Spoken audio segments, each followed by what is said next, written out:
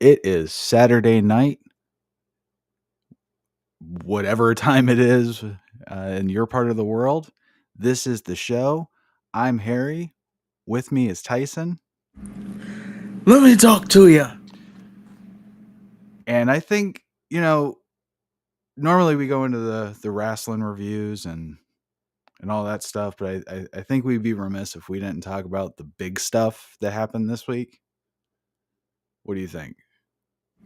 You want to start with the old firings? Well, no, well, Hulk Hogan just got married for the third time. Oh, did he? That's yeah, that's the big news. Sky Daily, a yoga instructor. She's like Oh, that 20. young chick Yeah, looking like his well, daughter. no. She's like almost 50. She looked good. There's She's reports a that yoga instructor. So well, that don't mean nothing. I mean, she's she's flexible. That's enough for. That's enough. All right. I just know she looked good, and I guess depending on what report you read, he either spent 500,000 or 100,000 on the ring. Good for him. Yeah. Congratulations, Hulk Hogan. It's his third marriage. Hopefully this one sticks. Probably not. But yeah, that's all the news that happened this week. So we can go ahead and.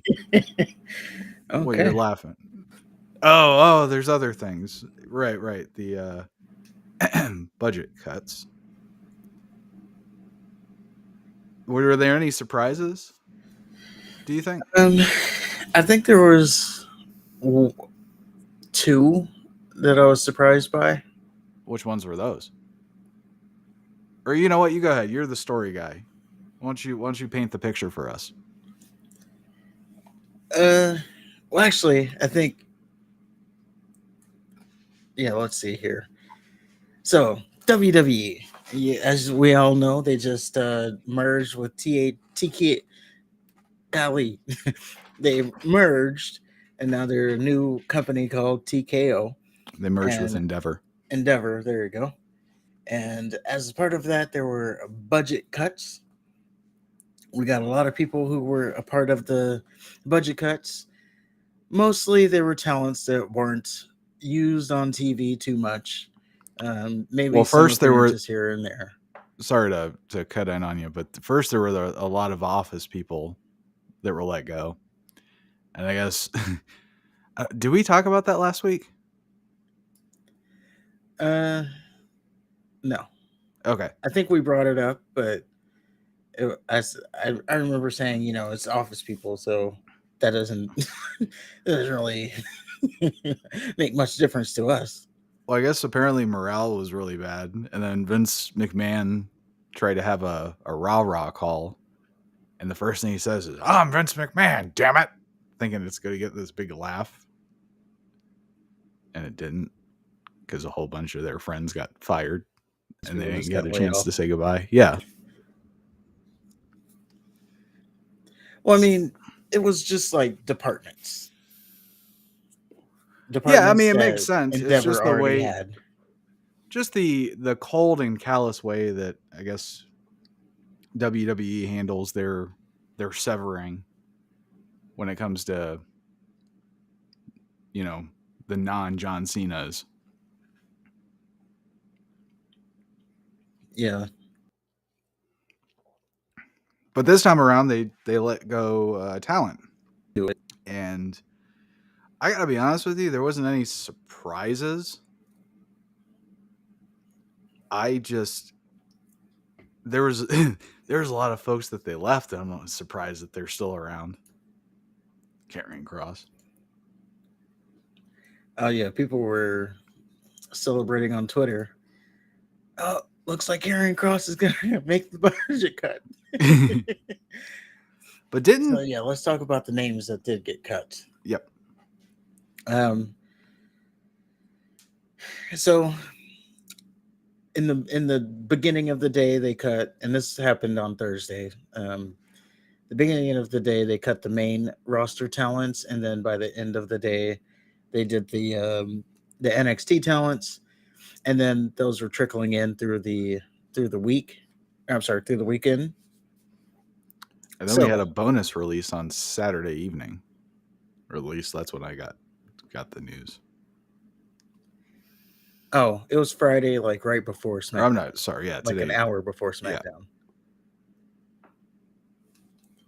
So, budget cuts. We have Emma. She just got brought back. She hasn't really done anything on TV. Goodbye. Actually, Thanks for coming. the last we saw is that she was pushing Riddick Moss into a heel spot because he was always losing, and she was like, "You can do it. You just need to stop being Mr. Nice Guy." And she'd kiss him on the cheek, Yeah. and they never did anything with him. He lost And to that was Gunther. months ago. Yeah, it was months ago. So yeah, she was of the first names now that I saw. She was the first name that I saw. I was a little bit sad on that one. Well, I wouldn't say sad.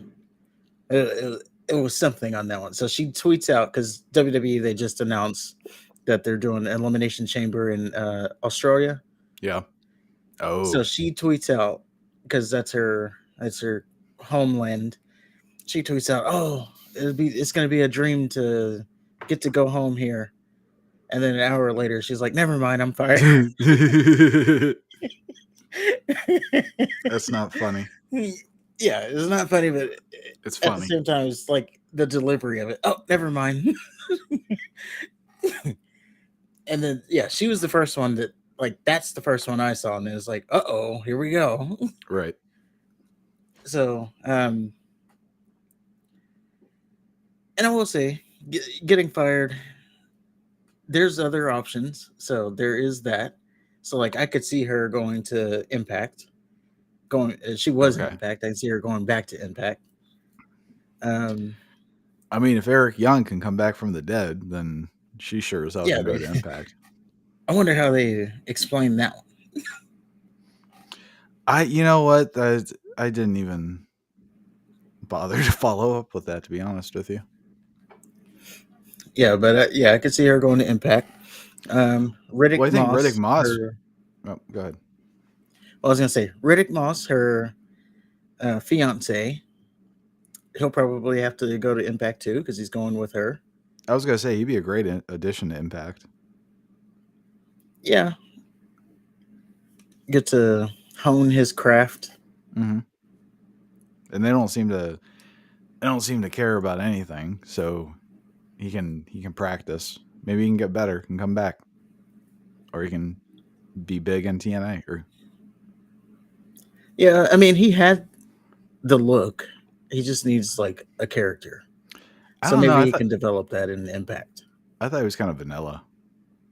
I know. That's what I'm saying. He didn't have a character. Well, you said he had the look. He is jacked to the gills. Everybody's jacked to the gills. Mm.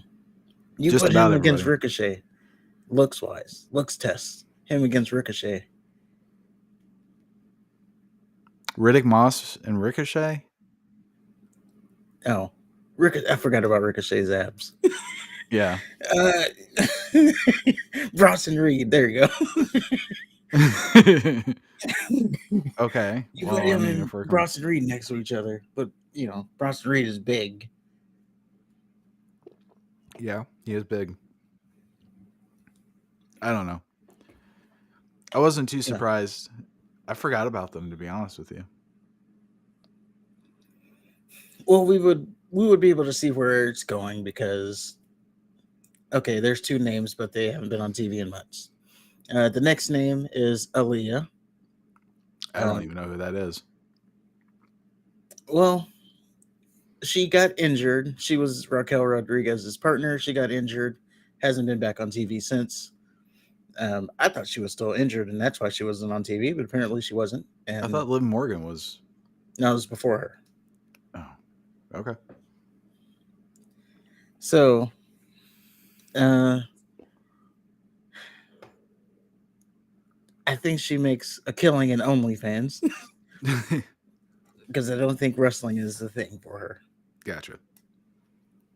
I mean, her heart was content on getting better, it just wasn't happening. They called her up way too early. She was in like NXT for I don't know, a couple, maybe like a year. She was in NXT, but she never like really was like a mainstay on NXT. She would just like make one-off matches, and then up here she is. So she's on the main roster now. So she So I don't think wasn't she ever got anything in to. NXT, and then she got called up.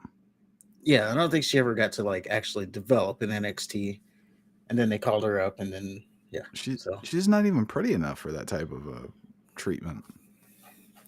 mm, she's I some mean, people's she's not taste. bad looking. Don't get me wrong. If I woke up next to her, I wouldn't be angry about it. But she's not. I mean, I can think of quite a few girls that deserve that type of treatment ahead of her. Oh well, she's gone. She's gone, but yeah, I think OnlyFans would be her big top draw. That's sad. Um, Elias is the now Elias got released actually last week. It just didn't make the rounds on our show. Mm. Just totally forgot to mention it. But yes, Elias, we can just go ahead and add him now. Um, I don't even know where he goes. Maybe he can also go to like Impact or maybe like MLW, NWA. NWA might be good there. I can see him going to AEW. They like that stupid shit. I can't, Why not? because he's not the best at the wrestling part of it. John Moxley isn't. He's not everybody's cup of tea, but he does okay for himself. He's a brawler. So can't Elias? I mean, we don't know what Elias is other than a singing whatever the fuck he is. I don't know. He's boring.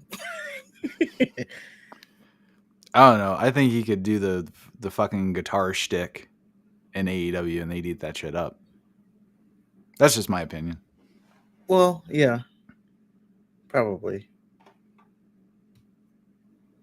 Next name, Rick Boogs, also along the lines of Elias. Um, this was a little bit of a surprise to me, just because, again, I thought he was just recovering from an injury. He did come on. He was on TV. Yeah, he was doing that thing with Elias where they were like, "I'll teach you, kid," and then he's Yeah. so Then they were a tag team for a day, and then that's the last we saw of them. yeah. So I'm throwing a lot of people on Impact, but I would say he can go to Impact. He can go to AEW too. They could be a tag team. I do think they should be a tag team. Like wherever they go, they should be a tag team. Yeah. They can be like a modern take on the Rockers or the Midnight Express. Mm-hmm. There's a name, Midnight Express. Uh, the next name we got on the list, Top Dollar, Flop Dollar. I wouldn't. I don't think he'll be going anywhere You know, I was thinking that if AEW would sign Big Cass, why wouldn't they sign Top Dollar? because he can't wrestle. Neither can Big Cass. He can. No, he can't. He first of all, he's a big man, so it's easier to wrestle big man style. You just throw big boots and snake So is eyes Top and Dollar. leg drops. Top Dollar's bigger than him, isn't he? In weight, not in top height. I Big think they're Cass is 7 close. foot tall, and you can't teach that. That's what he's billed as.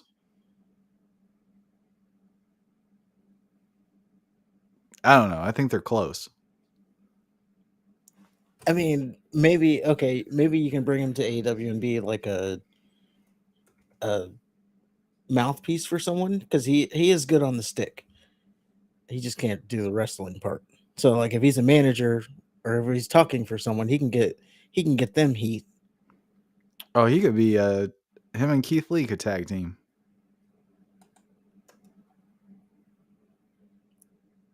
No, I don't think he should be wrestling. The wrestling thing's gonna be his thing. Yeah, Keith Lee does all the wrestling, and then Top Dollar comes in and does all the power moves and comes in for the save and shit. I don't know. We're gonna differ on that. No, fair enough. Next names again. These are all still you say main roster cuts. We got Mansoor and Masse, also known as Mason Mansoor. Cut. Maximum Male Models is no more.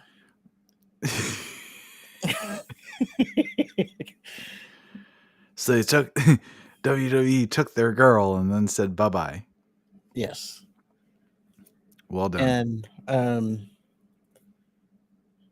now, like Mansoor, he's got the wrestling talent.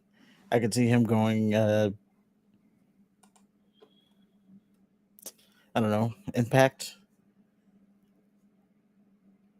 Because there's another guy that's going to go to AEW from this list, but Impact, I could see him going there. Mace. More than one person can go to AEW. I know. I mean, AEW has their own roster problems. They shouldn't be bringing in too many people. But Tony Khan's not very smart, so he'll bring in. It doesn't matter. He'll bring in stupid people just for the sake of having them or giving them a chance. Well, we'll see. Except for Emma. She had her chance. Yeah, we'll definitely see. It also is to note that these, since they released, they do have a 90-day non-compete, so they're not going to show up anywhere until like the first of the year. So yeah, we got, and then Mace.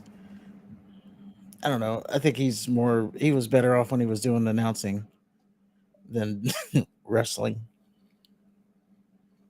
But so I'm not going to even say where he would go. Wherever he goes, he should be an announcer. I'll have to take your word for it because I literally don't remember ever seeing them wrestle or anything. Yeah, they were jobbers. Now, speaking of Mansoor, apparently he was on his a Twitch stream. He was on a Twitch stream, and there were people watching it. While you're watching Mansoor's Twitch is beyond me, but you have people watching it. They apparently during the Twitch he talked about his release, and he said that he was never on NXT. I think he did like one match on NXT, but he wasn't like full time on NXT. Mm-hmm. And the reason is because the Saudi contract stated that he couldn't lose. Why? Because they had to protect their investment. And Mansoor? Yeah. Is he Saudi? Yes. Oh. There's this whole thing. He was undefeated on those Saudi shows. Oh. Like he won like the greatest Royal Rumble that he was in. Mm-hmm. He won a one-on-one match with Ali. There was I think he beat Cesaro. Like he was like, oh, who's Mansoor beating this year? And then he just confirmed that it was in his contract that he couldn't lose. Okay. It's a good thing he didn't like get a title match or something. Well, they wouldn't do that. If the Saudi wanted it. Oh, well, let's put the Intercontinental title on. At that time. At that time. Oh. Next up, we got a big name. And I wasn't surprised. I was both surprised and not surprised by this. But Dana Brooke. Okay. I was surprised that it actually happened. But I wasn't surprised that it happened. Okay. She had made it 10 years in the game. Finally, has been cut, and where she shows up now, that's an Impact person right there. Probably. Or maybe she just doesn't wrestle anymore. I don't know. I would say that's probably the safer bet. She could do probably like TV stuff, maybe. Maybe, but no, because she sucks. She sucks at everything. So she got to do OnlyFans. Yeah, I guess. You know, there's No, people, but that she's got time a is fan base. She's got a fan club. whatever. There's all those. I, I saw this thing on Twitter. It's like, oh, we had a good run. We had a good run, and it's like our fan Twitter account thing. And it said like, it's over, guys. We had a good run. That's what the fan Twitter said. I don't know. There was a time maybe OnlyFans before she got surgically enhanced. Before she took advice from Charlotte. Some people are into that though. Well, some people are also into watching fat people eat. Okay, That don't mean nothing. it does mean something. It doesn't. It means you can make money in it. Not Oh, as much as you could if you were in your prime. okay. But she can make. Well, what do you want her to do? Go work at McDonald's? Yes. Okay. There you go. Next up, we got. Uh, oh, I've lost the list. Hold on. Quincy Next Elliott. up. Oh no, we're still on the main roster here. Oh, I'm just going by your order. Oh no, I skipped some names, but that was on purpose. Okay. The next name on the list that has been budget cutted is Shelton Benjamin. The gold standard ain't no stopping me now. And to the point that's or to this point, that's easily the biggest name. Uh, tenured career has Shelton Benjamin. He was part of the Hurt Business. He was, WWE Intercontinental Champion many times over. He has that clip that will last forever of him getting super kicked from the springboard. And he was the gold standard, so he dyed his hair gold. Ain't no stopping me now. He was always one of my favorites. It was all right. Like, I always thought it was kind of boring. It was. I liked watching him in the ring, but when he talked, he was like, "Oh, I did it for The Rock." well, I liked when he was part of the greatest tag team ever with Charlie Haas. Yeah. And they were like Kurt Angle clones. They were brought in to take down Chris Benoit. It's like the greatest tag team ever. And then anyway, and then they had their title run. So Shelton Benjamin, I think maybe he is up there in age. I think he's like almost 50 or so.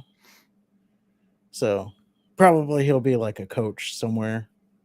They're called agents. Agents? Yeah.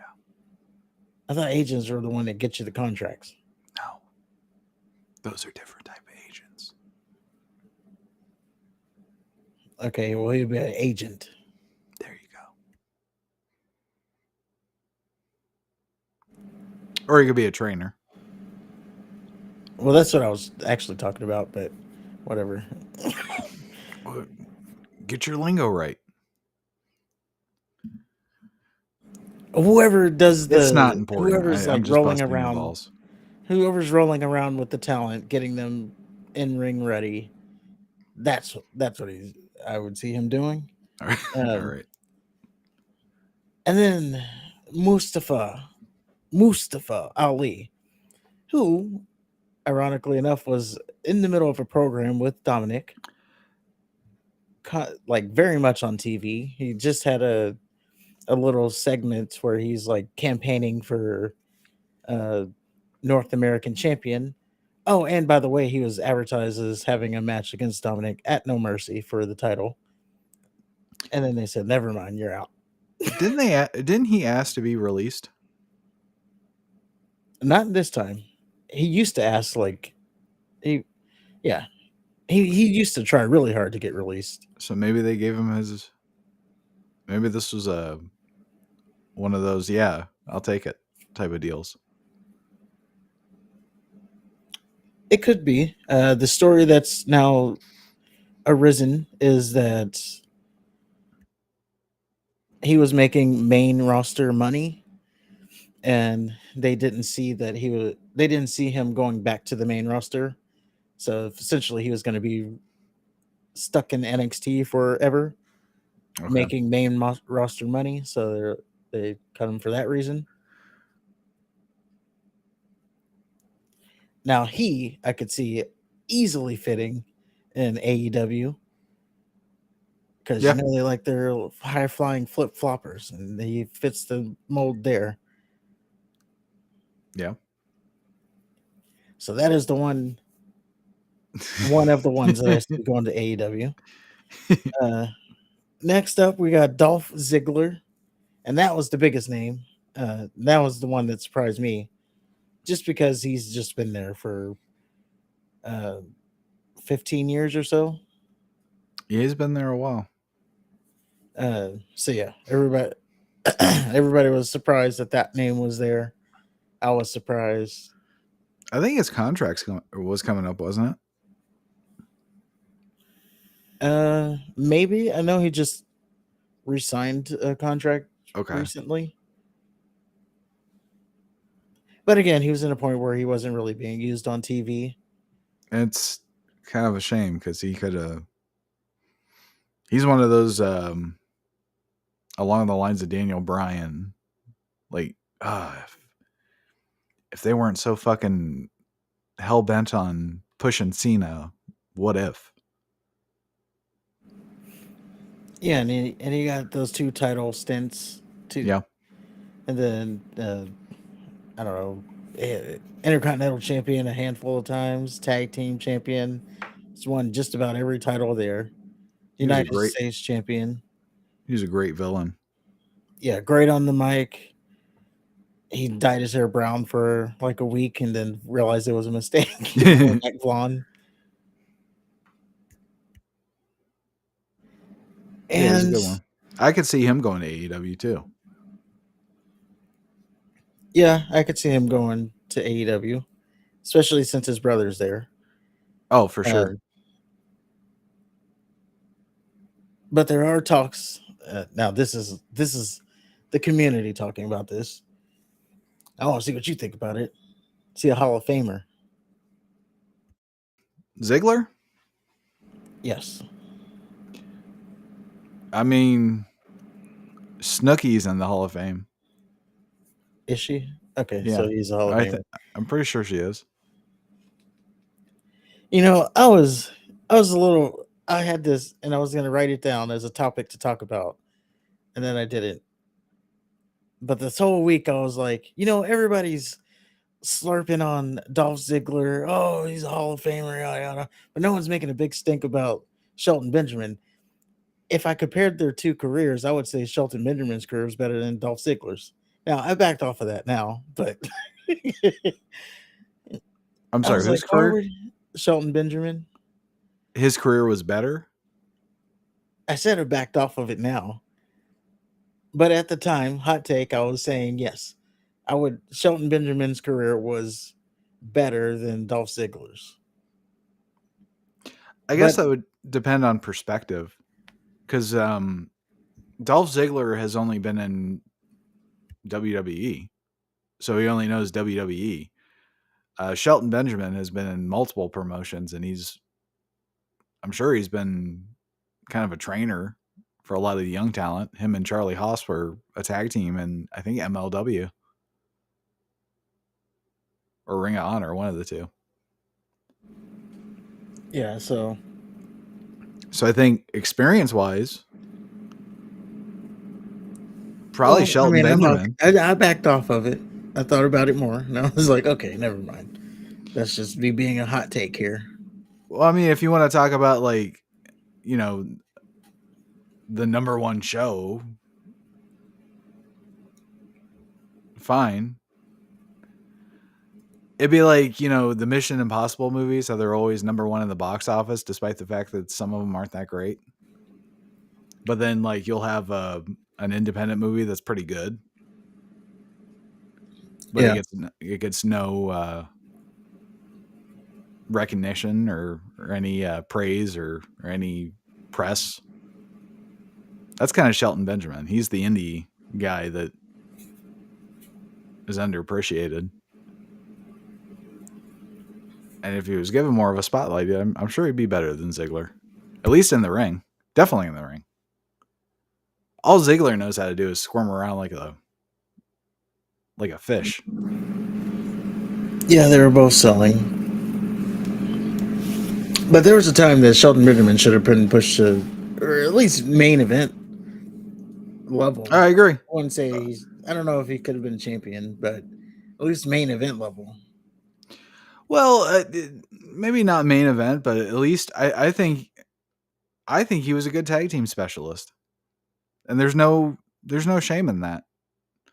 Unfortunately, WWE has kind of conditioned us to hate tag team wrestling because Vince McMahon hates tag team wrestling. But shame. I know.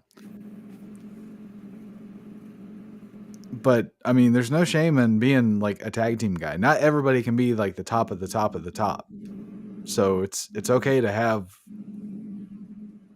expertise in other areas, especially when your generation has Cena. Actually, he had Stone Cold then Cena. Yeah. So there's no fucking way he was going to be top. Yeah. But yeah, that was just a hot take that I was thinking, and then I backed off. I don't think you're wrong, or at least I don't think that you're. Let me, if you're wrong, quote unquote, I don't think you're, completely off base. So I wasn't crazy in thinking he's not getting enough respect. Like he should be at least like up there with the respect of, or like when and Shelton Benjamin at some point in the conversation. I'd say so, yeah. But that's again, that's kind of how you look at it, though. If you only know WWE, then Dolph Ziggler is the one that's been on TV. So I can kind of see from that perspective. Okay, well, then yeah, of course Dolph Ziggler has had the better career. But if you want to talk about totality, I got to give the edge to Shelton.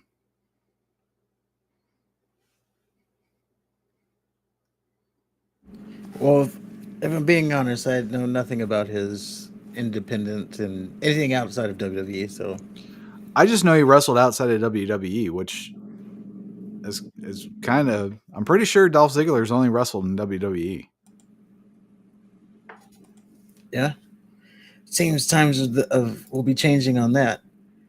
I saw a clip of because TNA, they just had their like 1000th episode or something. Yeah. And I saw a clip of like through the years of TNA, and they had like Kevin Nash, they had all these old wrestlers, Scott Hall, they're older at the time, Macho Man, and they were completely white haired. Like just completely white hair. Like didn't even try to dye their hair at all.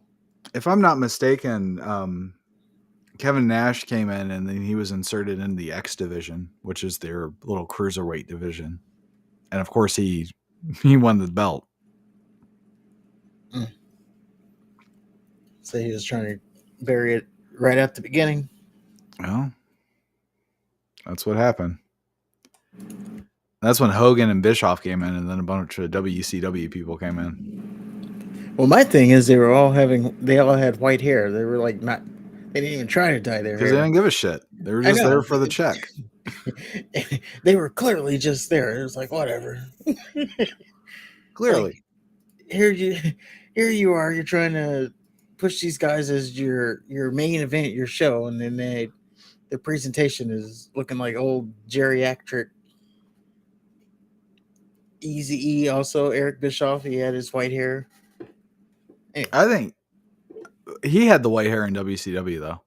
He he had the hair versus hair match versus, with Zabisco, and they shaved it off, and then it was all gray underneath. So I mean, he showed that he dyed it, and I think he grew it out, and it was gray, and then he came back to he either re-dyed it in WCW or he dyed it when he came back to when he came to WWE,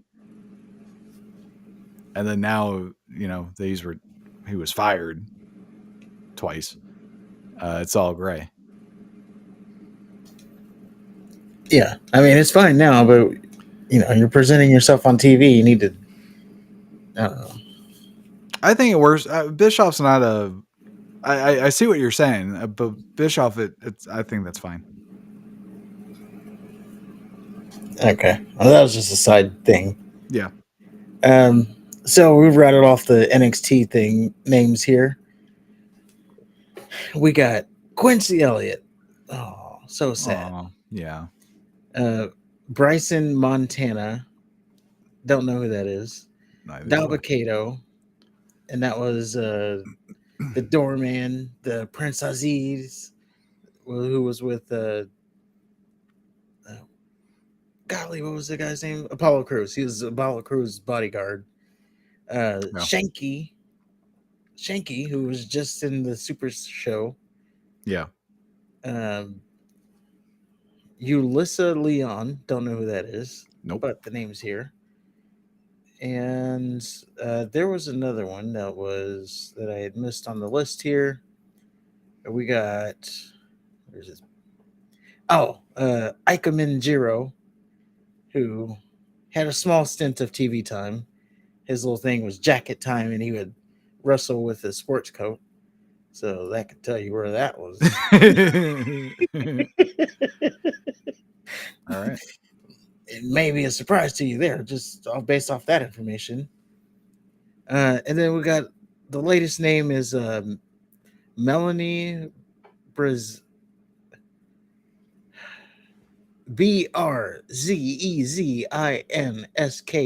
Don't know who that is.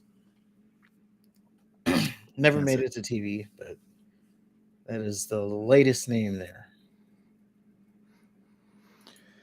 Well, they will be missed,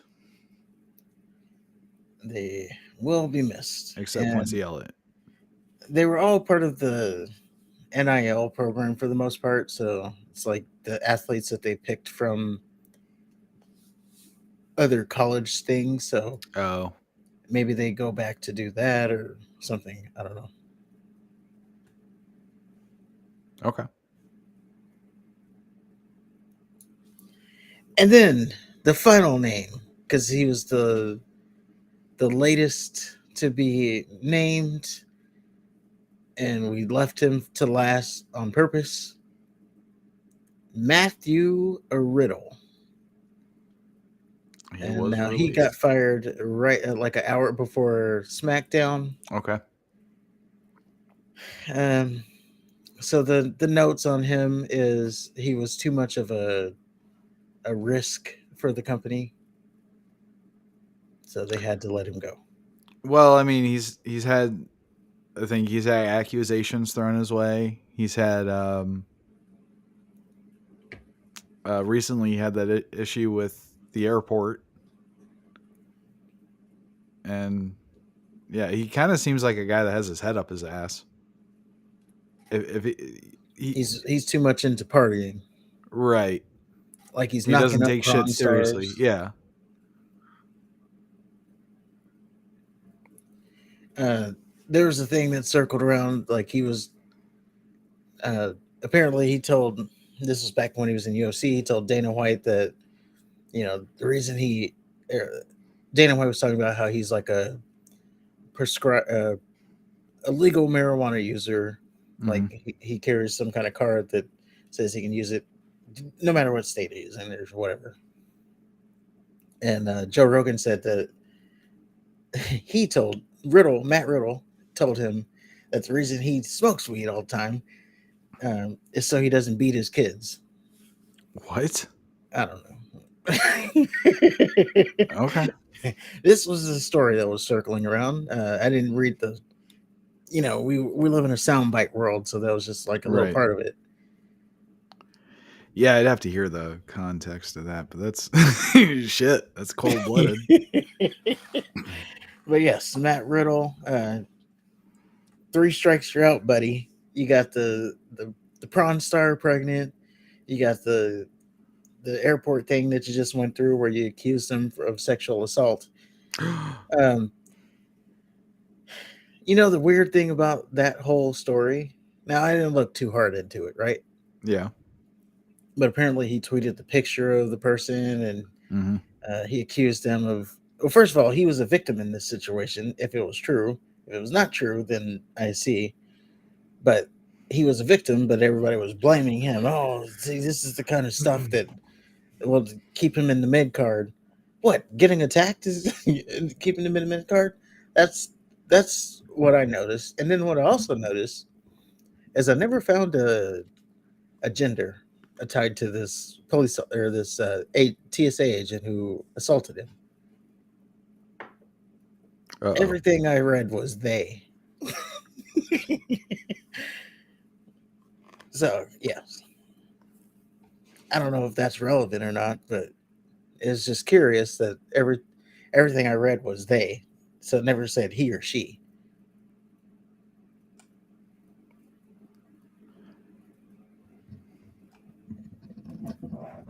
And again, Your I guess audio cut out. oh, everything I saw was they. I never saw like he or she regarding of the TSA agent who assaulted him.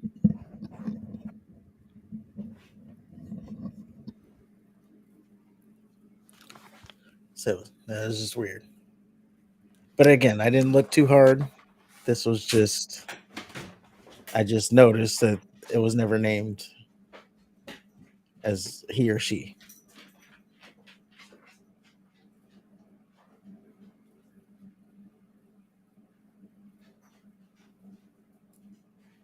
But that was all of the firings as of now. If there's more, we will update you next week. And I think the dust is settled for this all for now.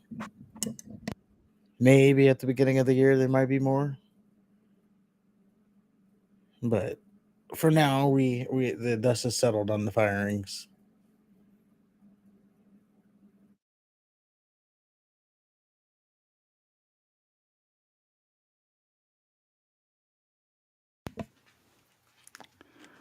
Can you hear me? I can hear you. All right, my bad. No problem. But yeah, that's Apparently, I thought the beats were being charged as they were plugged in, but apparently not. So oh, so your audio cut out. yeah, it was me. There you go. But yeah, I was just saying that's all the firings as of now. Maybe there'll be more, and if there are, we'll update you. Cool. And then I guess we're going to talk about this other story that's here, and then we can just fly through the rundown of the shows. Uh, along the lines of all this news of the firings, there was also a breaking news that SmackDown will go back to the USA Network starting August of next year, 2024. They have lost the contract with Fox, or they're walking away from it. It sounds like they got a better deal with Fox or USA. Yeah, apparently it was a bigger money deal. I think it was like 1.8 billion is what I saw. I don't know. Uh, that's not important. All you need to know as a fan is that they will now be on USA Network. And then also, what you'll need to know is a part of this package deal. They're supposed to be doing like 4 um, on NBC, which is a part of USA. So like on the cable network, they 4 times a year they're supposed to be doing these like specials on Saturday night. So not like a premium live event, but think more of a like Saturday night main event type deal. Okay. As So long as I can watch the shit on the same shit that I can watch it on, fantastic. I don't want to have to pay for any more subscriptions for shit. yes. Now there is speculation. Speaking of Great. subscriptions, there is speculation that they'll be moving away from Peacock, or the business model is going to be changing to where you'll have to pay. Are you familiar with Ah! like? Are you familiar with like ESPN Plus with the UFC? No. So ESPN Plus, you I get don't UFC. watch the sports where they really hit each other. Are you crazy? Well, this is what you just need to know about it. So you get like the UFC pre-shows or the prelims and all that, the undercard in your ESPN Plus subscription. But then you have to actually pay more money for the pay-per-view itself, if that makes sense. So I'd be getting the dark matches, and then I'd have to pay what, $50 Yes. for the Gunther match? Yes. Oh my Basically god. that. So there's speculation that maybe they're going to be moving to that type of model where you get some stuff on Peacock, but then yeah, you got to pay for like the Royal Rumble, WrestleMania, Survivor Series. You got to pay for those, but then I you can't get like Fastlane on Peacock. I can't see how that makes any business sense to go from a system where you pay I don't know how much Peacock is. It's At like lea- $6, $7 Okay, you pay if you seven go dollars. hashtag team commercials. Yeah, you pay $7 at least, and you have not only all the pay per views currently, but you have access to all the past stuff, plus all the Peacock shit, Cocaine Bear and others. Yes, and there's a new like TV series that I'll be watching, and it has to do with it's like from the makers of John Wick. I forgot the name of it. It just came out. The Continental. Yeah, that. Did you see the fourth John Wick? Not yet. I'm Okay, waiting on it to come out. okay. But anyway, I don't see how that makes sense because fans are used to paying $7 at least for all that. So now you're asking them to not only pay the $7, but on top of that, pay $50. I just Yeah. don't see how that makes any good business sense. And I don't see too many people. I don't see how you could. I don't see how you can eat a $50 charge just like that. I can't. Yeah. Um so the to their I guess the good thing about that is it wouldn't be like every month's pay-per-view. So like I said, in that business model, like your fast lanes and your Oh, great! So the shitty payback. pay per views I'll get. Yeah, you get payback in fast lane, but then when Survivor Series comes around, now you gotta pay $50. When the Royal Rumble comes around, when WrestleMania comes around, you Oh, need so I hope that wherever you got that from is just full of shit and they don't know what they're talking about. I think they're just reaching because Endeavor is with UFC and that's the UFC model, so they're Yeah, reaching well, there. that's different. People will pay big Yeah. money to watch Conor McGregor and Nate Diaz. Yeah, there's a little bit different there. They're missing that part of it. Right. Now, if they could learn a lot from UFC, unfortunately, or ironically, because UFC kind of stole WWE's business model. or at least Yeah. how they present themselves.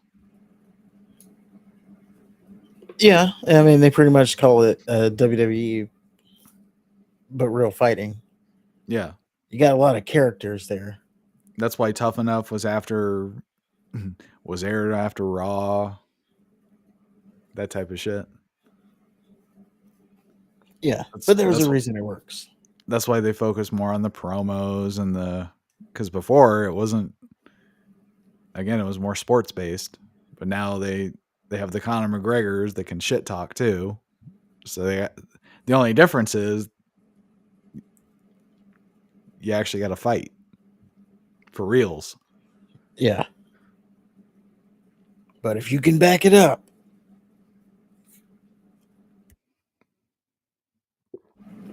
But yeah, that's just speculation. We don't know where that's going. But to bring back to it, WWE is moving SmackDown to USA. And then, as it stands right now, uh, they're also losing Monday Night Raw and NXT. They are losing it from the network of USA. I guess USA didn't want to pay for Monday Night Raw and NXT. Okay. Maybe the ratings aren't doing what they think they should be doing because if they're getting SmackDown and SmackDown was doing like the twos, threes, even sometimes, and then you got over here on Monday Night Raw, they're getting like 1.5s. I can see why USA wants a better return on investment. I'm sure the Gable Gunther match was probably the highest rated segment on Raw in a while. Probably. But we'll see where they go. Maybe they go back to Spike TV. Remember that? Long, long time ago. Well, I mean, as long as I can watch it on the same spot, that's all I care about. Yeah, don't give too much of that up. But Yeah. news nuggets and I don't know. But I think we can go over the show. Go over the shows of the week. Okay. Well, I guess that starts off with Monday Night Raw. And kicking off Monday Night Raw was Cody Rhodes. And Cody Rhodes comes out and he says he was interrupted last week, but he really wants to talk about main event Jey Uso. So naturally, Dominic Mysterio's music plays. I really like his theme song. Yeah, it's At pretty least good. the intro. The dun dun dun. It's pretty good.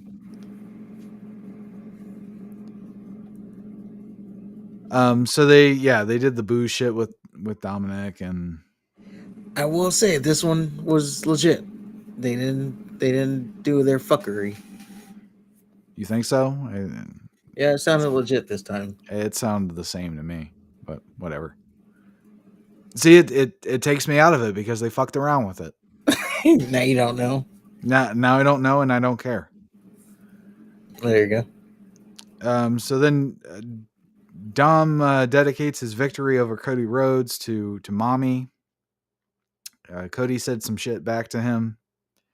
Priest and Balor, they come out. There's no sign of Sami Zayn or Kevin Owens or Jey Uso, by the way. Then we get Cody Rhodes versus Dominic Mysterio. Cody has an easy time of the match until Balor trips Rhodes as he's trying to do like a springboard something. Didn't really flesh that out. But Dom's control doesn't last for shit because Cody immediately hits a cutter and then a crossroads for the win, just like out of nowhere. And then the Judgment Day, they go to attack Cody post match, and then Owens and Zayn come out to even the numbers. And like, where were they to begin with? Maybe they ain't gotten there yet. I don't know. Okay.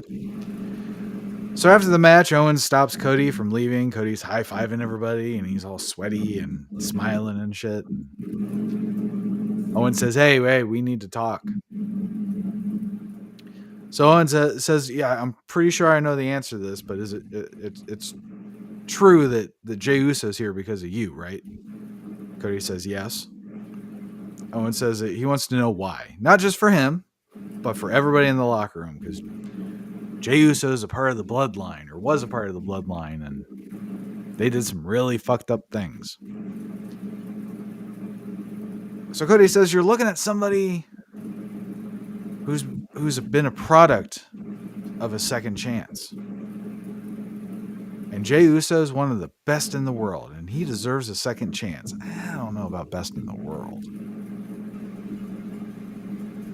Cody says he deserves to prove himself.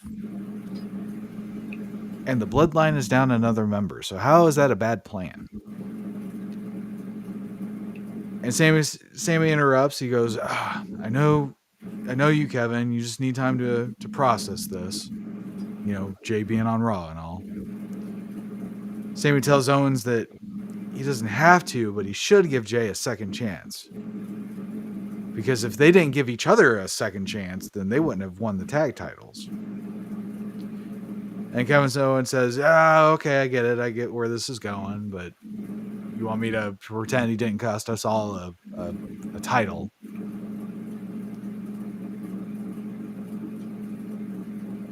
And that he's what did he say? He's one shade of eyeliner away from joining the Judgment Day. Yeah, which was a good line. Kevin Owens has some good barbs. He says he just can't trust Jay, but he trusts Sammy and Cody, and he just hopes they're right. And then he leaves, and he's kind of shaking his head, like, motherfuckers. Your thoughts?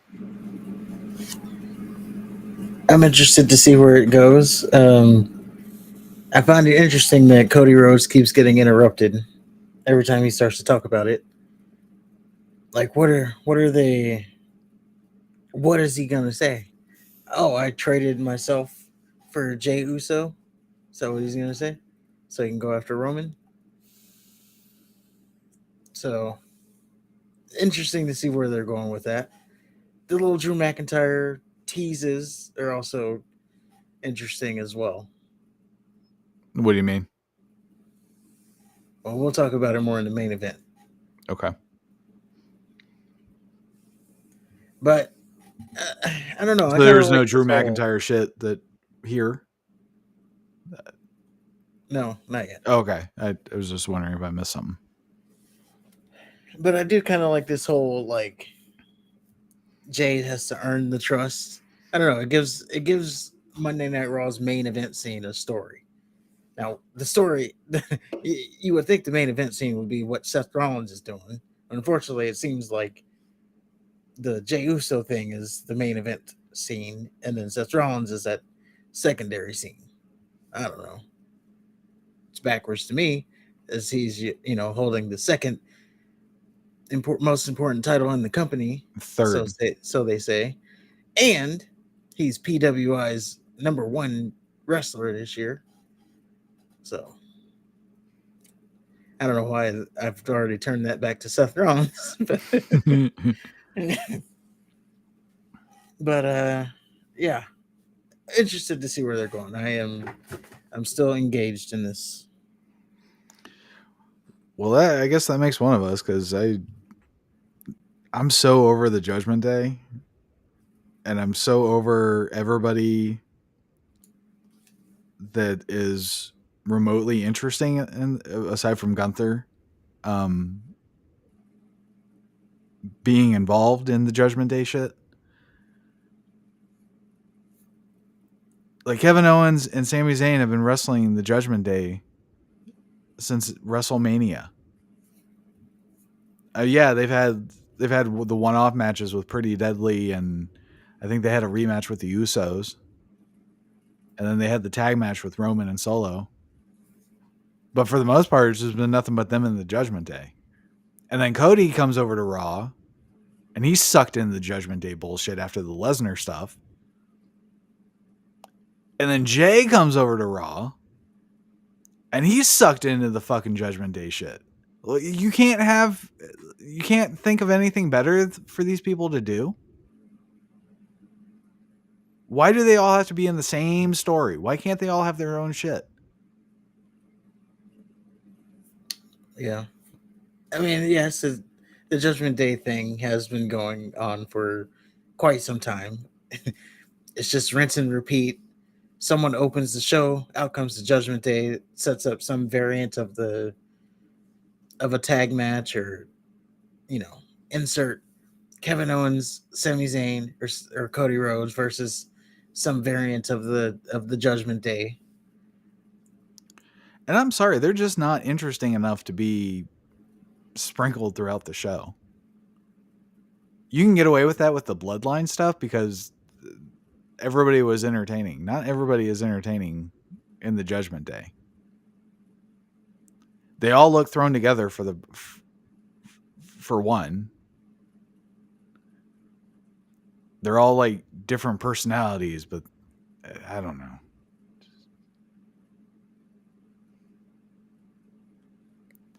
Well, there you go. We're on each side of that. Yeah. So after that, they played the stupid Nia Jax segment from last week. Anything to add for that? Nope. Cool. So we get Kofi Kingston versus Ivar, and I didn't watch it. Did you? I did, and I don't know what I don't know what the deal was there. I don't know why they decided to put on and I'm putting in quotes, a banger, but they did. Okay. It was just like randomly out of nowhere. Um, Kofi Kingston wins the match, Yep. but I thought it was a little ridiculous that he won the match. So to get to the highlights, I would say, of the match, and it went like, I don't know, maybe like 10, 15 minutes total. Um, they were doing high impact stuff, and Ivar, like, he did the spinning kick, and Kofi sold it beautifully and like backflipped out of it. Kofi Kingston's kicking out of shit. Um, Ivar's kicking out of SOSs, and then towards the end of the match, Ivar, he goes to the second rope, and he's about to do a splash, and then Valhalla outside says, and then she's like, she finger motions to turn around, so, and then go to the top, or she tells him, go to the top. So he goes to the top and turns around to do a moonsault, hits it clean as day on Kofi.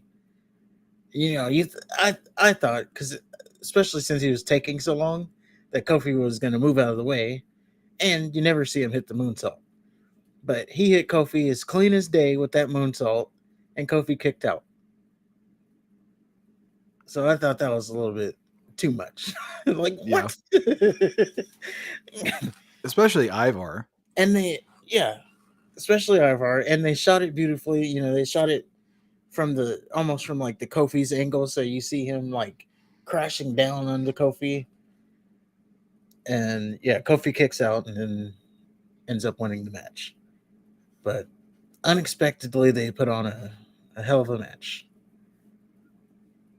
All right. I don't regret missing it.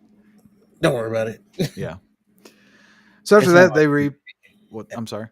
I was just gonna say, we're not gonna be having a conversation about it again at the end of the year. Fair enough. So they replayed the Shinsuke Nakamura Seth Rollins segment from last week. Refresh my memory. What was last week? Last week, Seth Rollins was trying to get a match, and Shinsuke said no. And then Shinsuke beat the shit out of Ricochet, and he said, I thought you weren't medically cleared, so I already fought." Yeah. Okay. So yeah, they did that. And then we get Ricochet backstage. The lady asks Ricochet about his match. Ricochet tries to tell us how he has a snowball's chance in hell in winning. Then we get Shinsuke Nakamura versus Ricochet. Rollins comes out at the start of the match, and he chases Nakamura around the ring. before security separates them. Nakamura did the match starts finally with Ricochet and Nakamura. There was a spot where Nakamura did a baseball slide into Ricochet's face as he was doing a stupid little handspring thing. I thought was great. And they try to tell the story that Nakamura isn't interested in winning, and the only thing he wants to do is hurt Ricochet, which I guess might have worked if it wasn't a complete like back and forth competitive match like you see every fucking match on Raw. Maybe they were telling the story that he's trying, but if he tries too hard, he's not into it. I don't know. It's just Shinsuke is vying for the title. Ricochet is a perennial loser. He can't even win the Intercontinental title. So I guess in my mind, for Shinsuke to have a back and forth match with Ricochet, it doesn't make any sense to me. And if you're going to tell the story that he just wants to hurt Ricochet, then he needs to be just beating the shit out of Ricochet. Instead of just, oh, I'm going to do this move. Then you do this move. Well, unfortunately, especially with how this match ended, it seems as if Ricochet will be injected into the World Heavyweight title picture. Or at least that's what I got. It seems like we're heading towards a triple threat match. Oh, man. If it's a triple threat match. Oh. I'm tired of these people getting shoehorned into fucking shit. Yeah. Especially him. Right. And being the world title. So Shinsuke's plan of decimating Ricochet worked so well that he used his head on the chair that Ricochet was holding for a DQ win. Shinsuke then attacks Ricochet post-match. Rollins then comes out and he starts attacking Shinsuke, but then he gets backdropped onto a chair. Rollins was going for a pedigree. And then Rollins pulls Shinsuke out of the ring, and Shinsuke gets the better of it. Yeah, I think he didn't he slam him back first into the announce table, and then he did a back to belly suplex. Yes, that's correct. And then Rollins limps away like an idiot. Your thoughts? Shinsuke still looking like the master manipulator he is.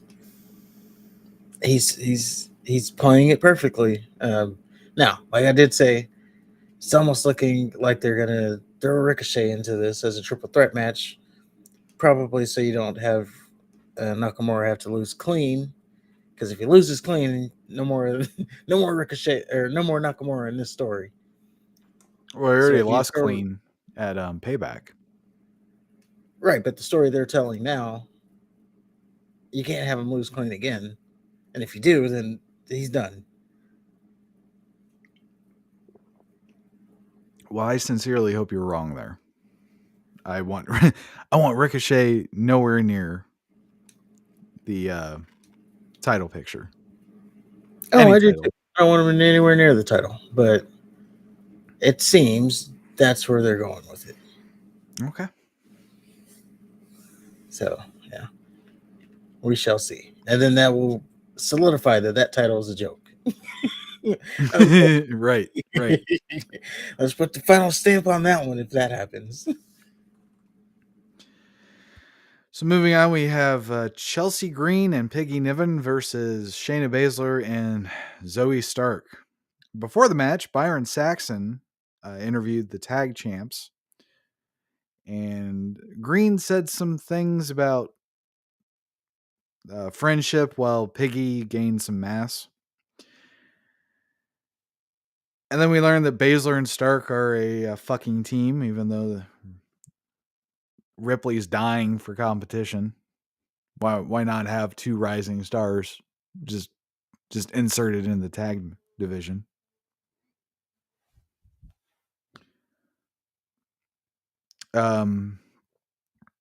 Speaking of rising stars, what's the quickest way to kill two rising stars?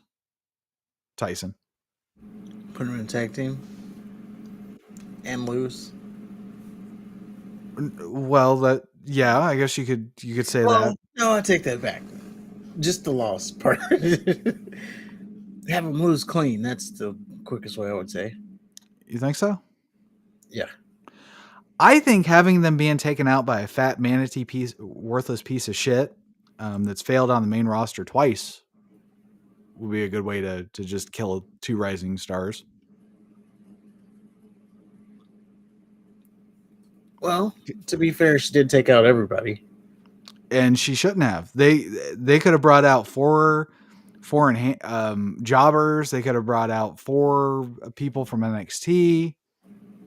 But no, they used the tag champions, and they used Shane. I'm more pissed off about Shayna Baszler and Zoe Stark. They fed her to Nia Jax. Why? So she can look like a monster. So when Ripley slams her, it's a cool moment. And then what happens? Nia Jax is gonna go either To the mid card. away. Yeah.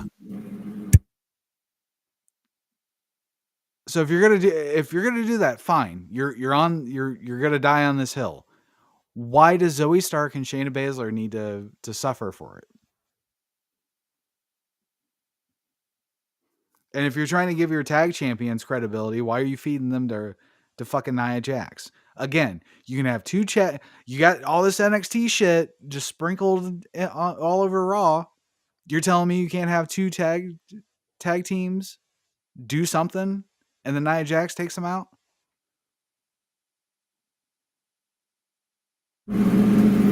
You could, yeah. I thought this was a way to protect, I don't know, both teams. Well, mainly Shayna and Zoe. How is them it from having protecting to. them if one woman takes all four women out? Well, Two the of the point. women, one of them being an MMA fighter, one of them being claims to be the baddest woman on the roster, and the other two are the champions. How is Yeah, that? but she's big. that balances out some things. We're not talking about a small. It's not Candice LeRae going out there and taking everybody out. Okay.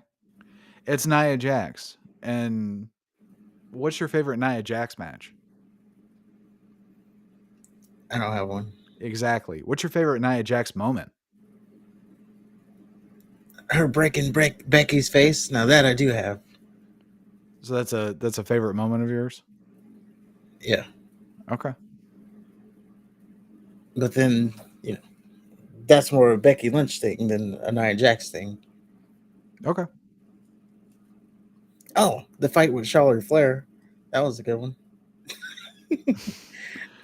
So all of her moments you like for the wrong reasons, it sounds like. Yes. Yes. Okay.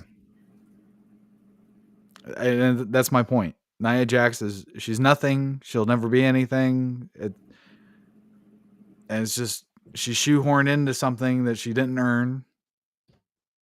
I don't know. Zoe Stark and Shayna Baszler deserve better. Piggy Niven and Chelsea, I could care less about. But again, if you're going to try to do something with the tag champs, I think feeding them to this whale is not the way to go. But that's just me.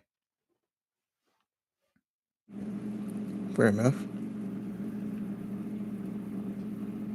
So moving on, we get Chad Gable backstage. Gable wants one more shot against Gunther. And he asks Adam Pearce for that shot. And Pearce says, "Hey, you've had a couple matches, and I know you beat him once, but you ultimately lost. So you got to start over, buddy." And then Bronson Reed slides in. And then Gable shushes Reed. And yeah, that was the end of the segment. For me, at least. Well, Gable said, I made a career out of, or I've been suplexing big guys around here and yada, yada, yada. Yeah, he says he's made a career out of suplexing big guys, Yeah. and he's going to make Reed an example. Looking forward to it. So then we get Jey Uso backstage. The lady asks Jey how he's handling everybody being pissed off at him. Jey says he's ready for McIntyre. And then Damian Priest interrupts, and Priest wants a favor. Priest says Judgment Day wants an Uso, and they're pushing really hard for Jimmy, but Priest wants Jey. Priest says the bloodline, they're just relatives, but the Judgment Day is family. And he does some thing where he taps his arm and he says, so that's Priest's thing.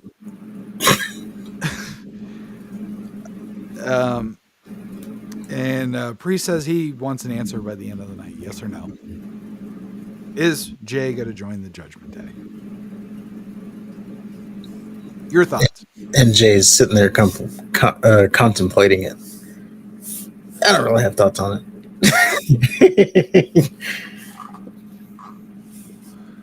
So next up, we get Chad Gable with Kool-Aid and Model Girl versus Bronson Reed. And so the story of the match was Bronson Reed is just too fat for Chad Gable to wrestle. And Bronson Reed, he ends up going for a senton splash, and Gable gets his knees up, and it successfully counters the move, but Gable's knee gets injured in the process because, again, Bronson Reed is so fat that he can't be wrestled. Then Reed hits a tsunami for the win, and Gable stays at the back of the line. So we're going to milk the Gable storyline, I guess, if he's even in line to beat Gunther. And I think this is such a beautiful thing that they're doing. He's going to have to win his way back to get Gunther, and then he's going to get his moment and beat Gunther. If that's what they're doing, I could also see them just, that was a great moment, and then no, when we told you you're in the back of the line, we meant it. You're not getting to the front. You're done. Right. There's about five storylines I can think of where they just gave up on. Yeah, I mean, I could see that, but I'm thinking that they're just telling the story of he's got to crash at rock bottom, and then he's gonna climb his way back up. He's gonna have to keep winning. He's gonna have to win. By the way, and I will say, if they are telling that story, this is all I wanted for Cody Rhodes last year. This is just the simplest story of you have something that you got to overcome. You got to work your way up the ladder. Not start at the top of the ladder, come in last at the Royal Rumble, and then going off to Roman Reigns, and I'm taking his title. This is what they're doing with Chad Gable. This is all I wanted. Now, Cody had a deeper story, though. Well, it wouldn't. I mean, we don't need to get into all that. Whatever. I'm just saying it wouldn't be as good of a story if Chad Gable first at bat takes down Gunther. Now, when he takes down Gunther, if he still does, is going to be much better of a moment because he had to work his way up to it. Well, his first at bat was kind of a home run because Gunther said he beat him in 5 minutes, and it took him well over that. It was. I'm saying if he took the title off of him off the first attempt, then that story isn't as good as him having to work his way up through adversity. I know everybody hates that word, but I'm gonna say it anyway. Adversity. He's gonna have to beat some people, and then he's gonna get a new title match, and then this time he'll take it. But Cody's adversity spanned over years. We're talking about Chad Gable. You said we're not going back to Cody. But you just, come on. You just, adversity. That was bait. Hey, don't you dare! I'm taking it. I'm taking all that bait. What the fuck was that? What am I doing? All right, moving on. We got Tommaso Ciampa backstage. Ciampa says that when he got to WWE, he played the long game. But in this universe, patience isn't a virtue, it's a crutch. Gunther has what Ciampa wants. And then Ciampa gets up and does this little slam to the chair, and it looks stupid. He looks like a little kid throwing a tantrum. That's just his shtick with the chair. He gets up and throws. Basically, he gets up all fast and throws the chair down, like folds it up. I don't know. That's It's just his dumb. thing. He does it too much. It's his thing. And He's he's losing to Bronson Reed and everybody since he fucking came back, and he's just being shoehorned into this thing. And I beat Vinci. Everybody beats Vinci. I beat Kaiser. Everybody beats Kaiser too. Doesn't mean you deserve an IC shot. That's not how it works. Well, there beat you go. Roman Reigns. Yeah, right. Beat him clean in the middle, and then you can wrestle Gunther. You gotta work your way up. I don't know. They did it with Gable, and it turned out to be a great story. It's just like, is that what they're gonna do? They're just gonna keep shoehorning people in instead of like. I'd rather see somebody earn the right to face Gunther as opposed to I'm pissed off at Gunther today. Well, it looks like they're going Ciampa, and then they're maybe Bronson Reed since he just beat Chad Gable. But then I say they're just buying time until Gable works his way back to a title match. Maybe they tell that story over a year, and then I don't know what you do with Gunther for that whole time. Is he going to keep the title for another year? Why not? Because he's got to move on to better things, bigger. I things. understand that completely. Trust me, nothing would fill my heart with joy more than to see Gunther have a real belt. However, if Gunther's going to win the title from Seth Rollins and then just get sucked into Judgment Day shit, you know what I mean? Yeah, I don't think that happens. If they don't have anything, if they just have Gunther winning the title and that's it, then I would rather him just be Intercontinental title holder for however long it takes. Well, I will say how they're telling it now, it is looking more and more like Priest is going to cash in successfully, hold the title for a little bit, while Gunther still holds the Intercontinental title. And I'm okay with that. Because, I mean, at one point in time, the Intercontinental title was the workhorse title. Right. And I can see them having Gunther have his big moment, but then not have anything for him to do.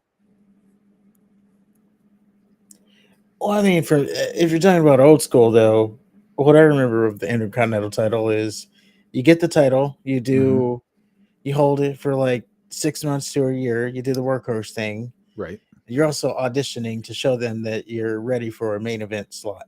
Right. And then you drop the title, you move on to the main event. It's also different, though, because Gunther's in a historical reign. That's true. Maybe he just stays in the Intercontinental level. You know, like people like Mr. Perfect. He never went to the main event level, but he was a great Intercontinental champion. Like maybe that's where maybe you just like shoehorn him there. Well, that's silly. You just I don't know. I'm not I'm saying just give throwing up out on the main ideas. event scene altogether. I'm just saying don't put him in the main event scene if you don't have anything for him to, if you don't have a plan. If you just have him winning the title and that's the end of the story for him, like look at what they did with Rollins. He won the title and he feuded with Balor right off the bat because of course you got to get the Judgment Day in there. And then now he's feuding with Shinsuke. And while that's awesome, it's just there. Yeah. There's not like a big. I don't see like a story line with Seth that has like a lot of layers. You know, Yeah, and maybe we get there, but maybe they also don't care enough to do it. probably not. No, Like we got the bloodline thing, that's our thing. And we got the other title. And I remember those reports. Oh, there's big plans for Seth Rollins. Where are they? I don't know. I remember that was the reports. Oh, there's supposed to be there's this big angle coming for Seth Rollins in his title. Okay, well, where is it? Maybe it was the Balor, the Balor angle. I don't know. As long as Roman still has the belt, he's always going to be viewed as the top guy. Rollins is always going to be viewed as the lesser guy. And the bloodline shit's even getting kind of stale. Hmm, Finally. I'm not saying it's been stale, but I thought they turned it around this week. you think so? Yeah, we'll talk about it. Yeah, we'll talk about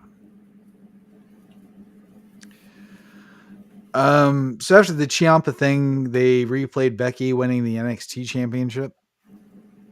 Becky's walking around in the back like she's a big deal. It kind of reminds me of if like somebody carried around the BCS college football trophy around in an NFL locker room like they're big king shit. That's all I got for that. Yeah, I could see that. And then we get Sammy and Kevin Owens backstage. Owens still doesn't trust Jey Uso. Sammy does. Jey slides in and tells Owens to say it to his face. And then Owens says that Jey is with the Judgment Day. And Owens leaves to wait in the car like a husband. And then Sammy says Jey needs to make a choice. Yeah. Yeah, so his choice had to come tonight Yeah. or that night. So we get Becky Lynch versus Natalia Neidhart. So Becky started off with a open challenge. Neidhart comes out to get screamed out, but Neidhart comes out to get screamed at by Becky, and then I skipped all of it. But Becky won, so there's that. Thoughts? Nope. But there's a note. No thoughts, but there is a note. Apparently, that open challenge was supposed to be answered by Tegan Knox, and for some reason they switched it out and said, and by they, everybody says it was Vince, because Vince is worried about what Natalia is doing,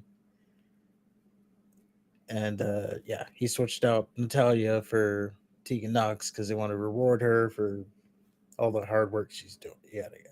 By giving But her an Tegan Knox was NXT supposed to be the title shot? yeah, Okay. That's a reward? I guess so. All right. But Tegan Knox was supposed to be in that slot, and she didn't get it. And then as soon as I heard the screech of Natalia's music, then I was like, okay, well, there goes my interest. Uh, I she I just did have a good line on the mic, where she told Becky Lynch that she basically her holding that title uh, took away all the opportunity for the young talent. And you want to talk to me about taking away, because Becky was like, "This is supposed to be for a up and comer. You've been here, 15 years. Not exactly who I thought was going to take this open challenge." And yeah, Natalia was like, "You holding this title took away all the young talents title or opportunities, and you want to talk to me about taking opportunities?" I just don't get why they're doing the whole NXT shit on Raw. uh, well, as the story on the street goes, this was supposed to be for a ratings bump, so that USA would say, "Oh yeah, we need that NXT on our network." It didn't work, so we'll see if it still happens. So they wanted to boost ratings, and their idea was trotting out Becky Lynch and Natalia Neidhart, huh? Well, that was on Raw. I will say that NXT with Becky Lynch and well, the numbers are skewed. We'll just say that. But the Becky Lynch Tiffany Stratton main event thing did over a one. So for NXT, that's a huge rating bump. Did you watch it? No, Okay. still gonna go back and watch it because they tell me it should be in the match of the year candidate. So what kind of accredited service would we be if we don't put that in the conversation? Oh, right. Of course. It's like Meltzer putting Seth Rollins as number one and Vikingo ahead of MJF. It would be the same thing. I can almost guarantee that any Becky Lynch match is not match of the year. But anyway, we get Dominic Mysterio backstage. We find that Adam Pearce is talking to Dragon Lee, who looks just like Ultimo Dragon. Mysterio comes in to blame Pearce for losing to Cody Rhodes. Mysterio says Mommy wasn't there to be with Dom because Pierce didn't do his job and handle Nia Jax. Mysterio addresses Dragon Lee, saying he doesn't like dudes who wear masks. They remind him of his deadbeat dad. Then Dragon Lee says something, and that was pretty much the end of it. Thoughts? Nope, I think that's taking place on TV. So It's going to be on Raw. So the NXT North American Championship is going to take Raw time. yes, I have Instead no of being interest on in NXT, like you would think, it's going to be on Raw. Yes, and I have zero interest in Dragon Lee. So Yeah. don't care. Right. Next, we get Ciampa versus Vinci. Vinci lost again to the Rings of Saturn. Gunther has a new shirt. That was probably the most exciting part about this. He's watching backstage with a little smile on his face. It looks like he's up for the challenge. And then Kaiser there was after something exciting about this. go ahead. But go ahead, finish your. Just after the match, Kaiser tears Vinci a new asshole because he lost yet again. Go for it. There you go. So the exciting news about this match is these two gentlemen made history, as this was officially the lowest rated segment ever in Raw history. I can understand that, yeah. Because if you've paid attention to Raw at any point in time from last year when Imperium debuted, Vinci is the loser. Kaiser's the loser. If they're in a match, especially Vinci's going to lose. So why would you fucking watch it? And Ciampa, it's a story as old as time, as you send the grunts out to get beat to get to the final boss. Ciampa has had again. He has had no build. He's just thrown in there. So who the fuck is going to be interested in that? Nobody.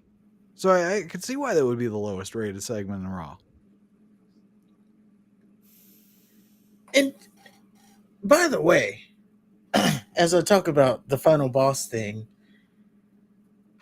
if you go through like video game, if we're equating this to video games, the sub boss usually is harder than the final boss. Like, let's take Street Right? Fighter. Yeah. Let's take Street Fighter. Like Sagat Sagat. Yeah. and Vega, they were like impossible to beat. And then you get to Mr. Bison and he's easy. But Sagat, good luck. And then you go to like Mortal Kombat, Goro. You had to get Goro before you got to Shang Tsung. Good Yeah, luck but beating Goro, especially on the Kintaro was a lot difficulty. easier than Shang Tsung. Or not Shang Tsung, Shao Kahn. Those little fucking shoulder charges. Yeah, but yeah, Street Fighter, Sagat, my goodness. He's the hardest sub boss you might have ever, especially in a fighting game. Tiger, tiger, tiger uppercut. Like, you just couldn't get close to the guy, and he was like 100 feet tall, so he could kick across the whole screen like he's Dawson. And then you jump over his attack, and then he uppercuts you. Boy, so frustrating dealing with that guy. And then you get to Mr. Bison, and it's like, oh well, I beat the other guy. And even Vega, now this is Street Fighter 2, but Vega, he used to always stay on that fence. But once you got that pattern down, then he was easier. Sagan, on the other hand, yeah, good luck. So we get a Seth Rollins backstage segment. Um, Byron Saxon asks Rollins how he's feeling. Rollins isn't too hurt to wear stupid sunglasses, I noticed. Yeah, he still had those. And Rollins says he wants to do whatever it takes to get Nakamura in the ring. And then Rollins says the ball's in Nakamura's court while pretending to be crazy. I like Shinsuke. That's still not a fan of Rollins. Or again, we're telling a beautiful story here. Or I wouldn't say beautiful, but we're telling a good story. Seth Rollins, he wants to get Shinsuke the challenger so bad. You name the place, you name the stipulation, and we'll do this thing. So he's pretty much giving him everything. And then is that going to be what cost him his title? I would challenge him to a first person to be Japanese match. We have to read this Japanese book, and the first one to do it. Right. And finally, that brings us to our main event for Raw. It's Jey Uso versus Drew McIntyre. And the Judgment Day come out almost immediately to cheer Jey on. And then at one point, the Judgment Day, they're in Jay's corner. They're coaching him and giving him tips on how to beat McIntyre. And Jay turns around and he fist bumps Damian Priest. And what does that mean? Does that mean Jey Uso is part of the Judgment Day now? Well, no, because he just super kicks all three of them. But that doesn't mean anything, because then Drew McIntyre claymores Jey Uso for the win. Then after the match, the Judgment Days, they start beating the shit out of Jay. And McIntyre, he's on the entrance ramp, and he's kind of looking, kind of torn. But he ultimately just starts walking away like a girl. And then Cody Rhodes comes out. And he makes the save. And that's how Raw ends. Drew McIntyre has some explaining to do, it sounds like. And that's the story they're telling. The Drew McIntyre heel turn. You see Cody like blew right past. He wasn't helping Jay. Like, he actively didn't help Jay. So that's heel move number one. And then as Cody's walking past him, he gave him that look. Especially now that Riddle's not coming back. Right. I think they're going to pull the trigger on him going heel. I don't think anybody's happier to see Riddle go than McIntyre, because now he doesn't have to do that New Day shit. Yeah. Yeah, that storyline's gone. Yep. Kobe didn't even address anything McIntyre did to Woods. Yeah. Yep. They just had to move past that one.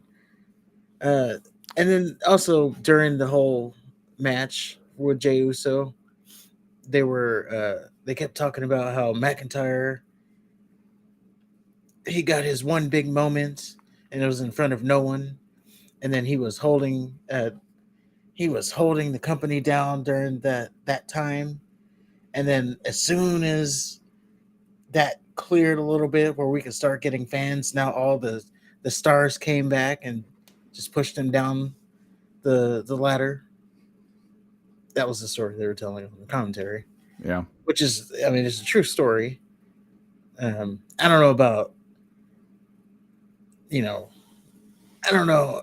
It seems like a little extreme. Oh, he was the only one around, and then as soon as it started getting better, now everybody decides they want to come back. Well, yeah. Like, it kind of seems like you're saying, "Oh, you were too pussy to be here while while we were doing this thing." But then as it started to ease out, you, you weren't too keen on being an essential worker. You wanted to stay home and be safe, like a pussy. But now, then it started to get safe, and now you want to come out of hiding. That's it. Sounds like that they were kind of saying, but that is the story they were telling. All right. And yeah, just like a slow burn, Drew McIntyre here heel turn, and even more so, it seems like Cody is going to be his feud there, and that'll give Cody something to do to get to, I don't know, Royal Rumble time. Yeah, I guess it's better than the Judgment Day stuff. There you go. You and the Judgment Day. They're awful. What do you want me to say? And they're all over Raw. They could just have one segment and they might be okay, but then they got to be all over Raw doing all sorts of shit. They dominate Raw. And they're not charismatic and interesting enough to do that. And the ratings show. But that's Raw. And before we get into SmackDown, don't forget to hit the like button, hit the subscribe button. We're almost. I don't know what to tell you guys now. We're almost to 500 subscribers. We should be at 350. We did get a new subscriber, but it's not updating on the thing, and we didn't lose a subscriber. So yeah, we should be at 350, but it doesn't show 350. It shows 349. But we're still trying to get to 500. I'm rattling it off there real quick because I don't want to take too much time on it, and All you right. probably don't care. And maybe we lose subscribers because I'm talking about it so long. But yes, we're on our way to 500. Hit the like button, hit the subscribe button, share it with someone who's a wrestling fan, and that is it. So John Cena opens up SmackDown. And I got to be honest, I started skipping when he started doing the what shit with the crowd.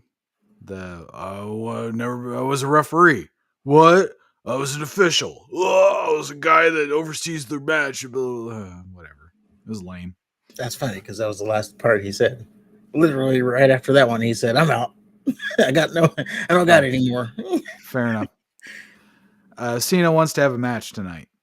And Cena's angry at the bloodline, and he wants to fight Jimmy and Solo all by himself, of course. But Cena found a partner, AJ Styles.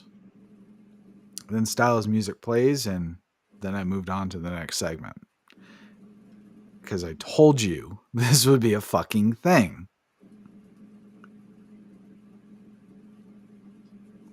Okay. And I don't, just real quick, I don't understand why AJ Styles doesn't get a fucking scrunchie or a rubber band or something for his stupid hair that he's always brushing out of his stupid eyes. Put that shit in a ponytail. He doesn't want a ponytail. He wants that feathered boa. Is that what it's called? No. But he needs to stop. He needs to stop fucking just brushing it out of his eyes. Either put it in a fucking ponytail or pour water on it like normal people do. I don't know. Just There's got to be a better solution than just brushing it out of your eyes like a fucking diva. But that's all I I don't got. know, but as male superstars, he may have the worst hair. Like, You of think so? It looks so soft, I'm just saying, like a yeah, cloud. it looks weird. Looks like And he then, fucking like rinses, washes, and repeats. I mean, yeah, it looks silky smooth. But I'm just saying, like, his hairstyle is stupid. And then when he cut Yeah, his hair, he looked like a soccer mom. And then when he really cut his hair, like really short, he was in TNA or whatever that was. yeah. He just looked weird because his head was like tiny. So that's just a weird side note. Okay. But yeah, so AJ Styles is going to be seen as a partner for the Judgment Day. Some reason Jimmy is like full on black back in the Judgment Day is like they forgot that Well, they didn't forget. like he's just full on now. Obviously, they're just like, and I almost felt bad for the guy because Roman's going to come back. He's going to get re-kicked out of the Judgment Day, and then what is he going to do? Like or maybe he doesn't. Maybe Roman accepts him back in because Roman did offer him after he did what he did with Jay. He offered him Mhm. back in, and Jimmy said no. But then Roman left, and now Jimmy said, "I'm back in." So Yeah. that's a little cliffhanger. Oh, is he in or is he out? Because Roman hasn't said either way yet, and it's not until Roman says it that it's true. I just don't know why they had to turn Jimmy into Day Day. He's all fucking like over hyper and obnoxious.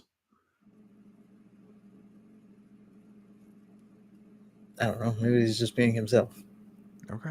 He is he is dating Naomi, so or married to.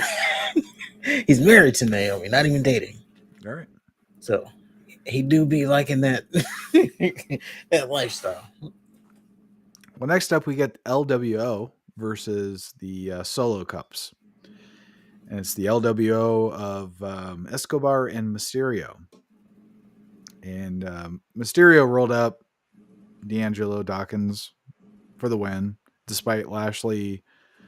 I think he chokeslammed Ray on the apron. Yeah, he choke slams Ray on the apron, rolls him back in the ring. Dawkins hesitates to capitalize on it, and then that's enough for Ray to get the victory. Yeah, Ray gets a roll up victory. And I guess it's when it's not the no names, that's when the LWO wins. Yes.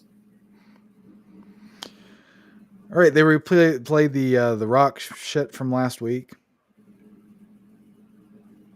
I think we said all we needed to say about that. Yep. And then we get an Unholy Union vignette. And it was awesome. But ultimately, it doesn't mean shit because we got an Into Share vignette like months ago and they've still not done anything with them. So I'll see it when I believe it. Or believe it when I see it, too. Yep. They took so Unholy Union. They took credit because they were talking about what we said on our show. By the way, that the tag team championships are the women's tag team championships are cursed because everybody keeps getting hurt when they get the title. And then they were like, "Oh, I wonder who could be responsible for that," because they're witch type people gimmicks. So they put the curse on the title is what they're alluding to because I'll they shouldn't believe have it when lost. I see it. I did tell them, by the way, that we on our show we show each week that they should have never lost a title. You So told them? What'd you tell them on? on Twitter. Oh, So but we had they Isla Dawn. She asked who's or what's a good podcast to listen to, and I said, "Hey, why don't you listen to our, you know." I took the opportunity. I wasn't going to shill like anybody else. We'll shill ourselves. I said, hey, why don't you listen to our podcast? As a matter of fact, since you've lost the titles, each week we have mentioned it at least once that you should have never lost the titles. Now, that's obviously you more than me because you've never let it go. But I did let them know that that's happening. So, Good deal. And I bet they ignored the shit out of that. probably. Yeah. But they could also may not have. It would have been kind of funny if you showed somebody else's. Like, oh man, the real good podcast is Keeping It 100 with Conan. Yeah. Like, what should I have said to that if she's asking what's a good podcast? Oh, let me tell you about this other podcast. It's not mine. Right. Like that's that's like the girl's like, oh, I don't have anybody to date. Oh, I got this friend. I'm also single too, but I got this friend. You probably like him.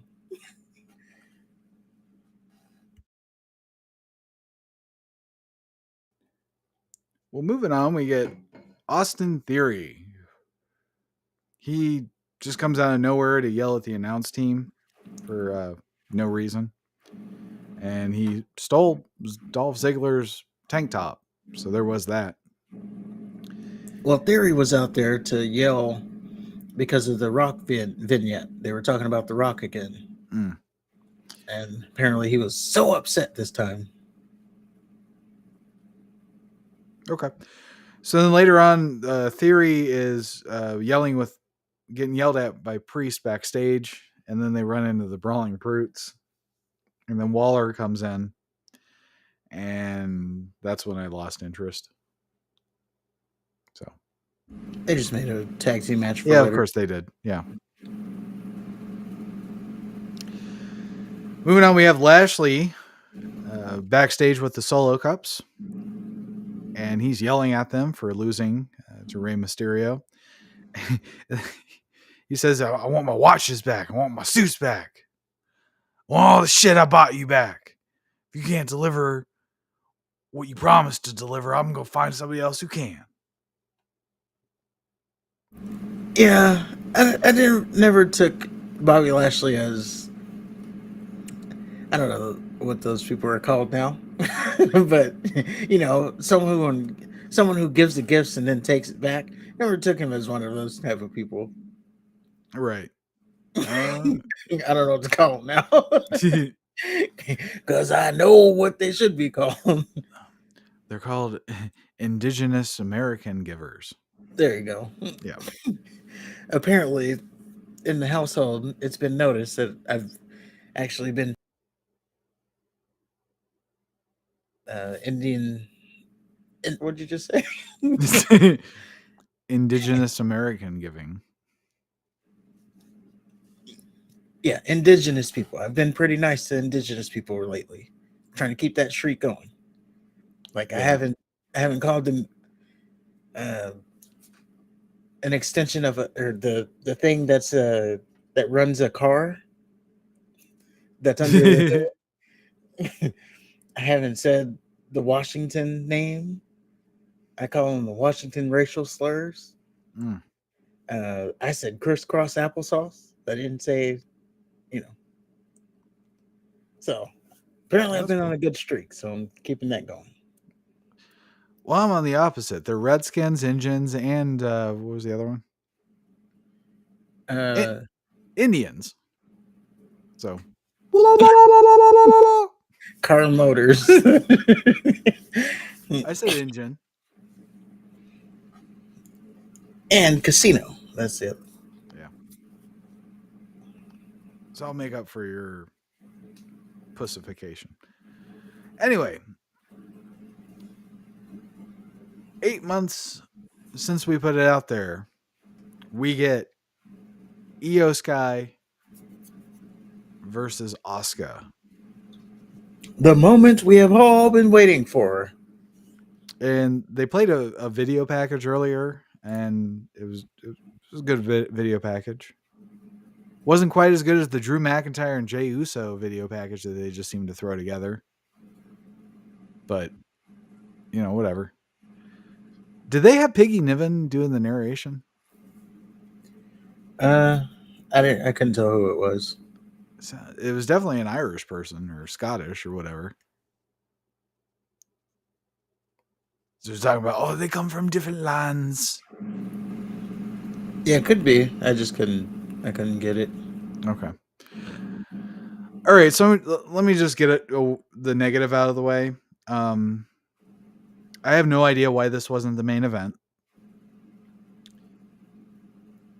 And I wish Io could have come out without fucking Bailey and Dakota Kai. More so Bailey.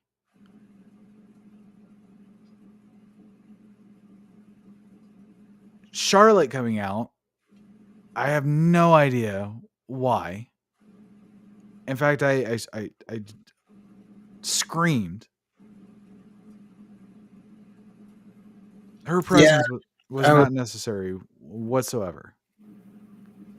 Yeah, I was like, what? Oh God! Like, as soon as her music came on, I was like, oh God! Right. Like, why do they keep teasing us? So notice that Cole said that Io has a sister named Mio, which I thought was kind of funny.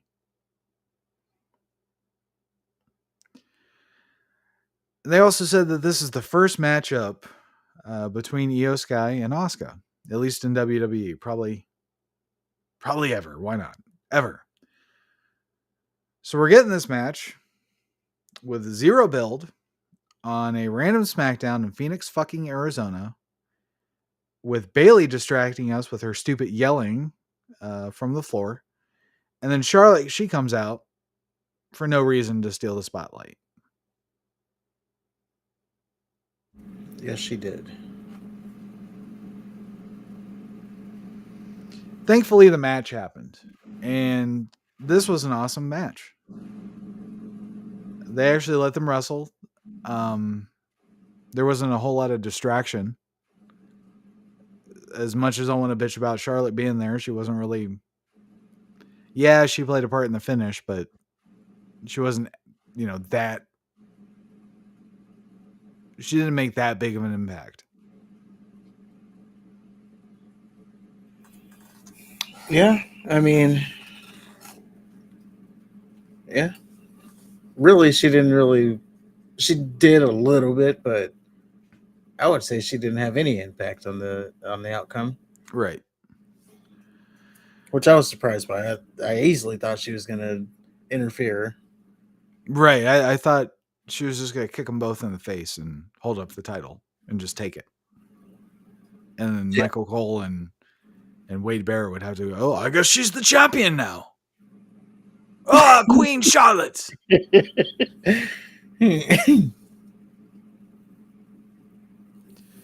So Io does a drop kick to Asuka. Asuka's sitting on the top rope.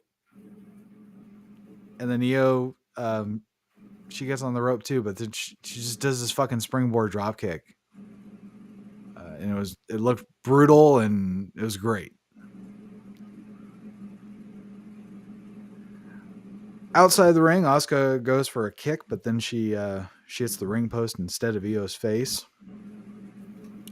Io then climbs the top rope and she hits a moonsault to the outside. Doesn't mean anything because she's got to beat her in the ring.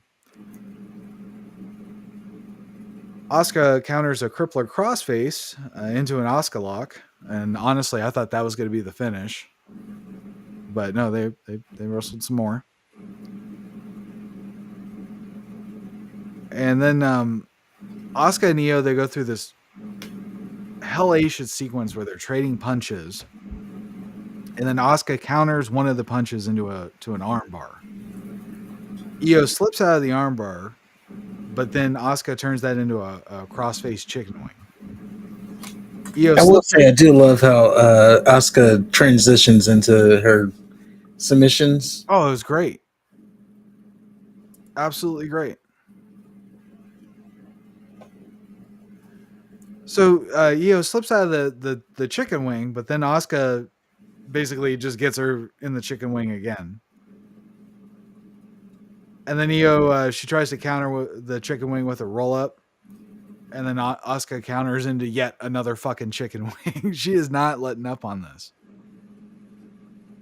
And at this point, Asuka actually picked Io's ass up and slammed her to the mat. You could hear the crowd go, "Oh shit!" It looked brutal. They were even saying, "Oh, Io's got to have a separated shoulder." So then she can't get out of this one, but she's kind of crawling to her corner, and she gets close enough to where Bailey grabs Io's foot and puts it on the rope. So of course Asuka has to break the count. Well, then that's when Queen Charlotte, her little radar goes off, and she starts attacking Bailey. Well, now Asuka's distracted by all this commotion outside of the ring, so she doesn't see Io regain her composure, and she gets attacked from behind. Io hits the over the moonsault for the win, and it was a great match. I just think Damage Control and Charlotte just killed it. I wish they built it better.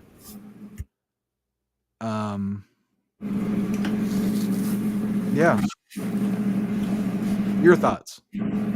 Well, I'm just gonna say, can we go ahead and on the women's side, stop the conversation and go ahead and put match of the year women on this on this match. I don't see anything topping that, Oh, no unless doubt. they do it again at a pay per view. Um, it wasn't all perfect though. Like you said, I wish Damage Control wasn't out there. I wish Charlotte wasn't out. Well, Charlotte definitely shouldn't have been out there. She had no business sticking her surgically enhanced nose into anything. Yeah, and Damage Control, they probably.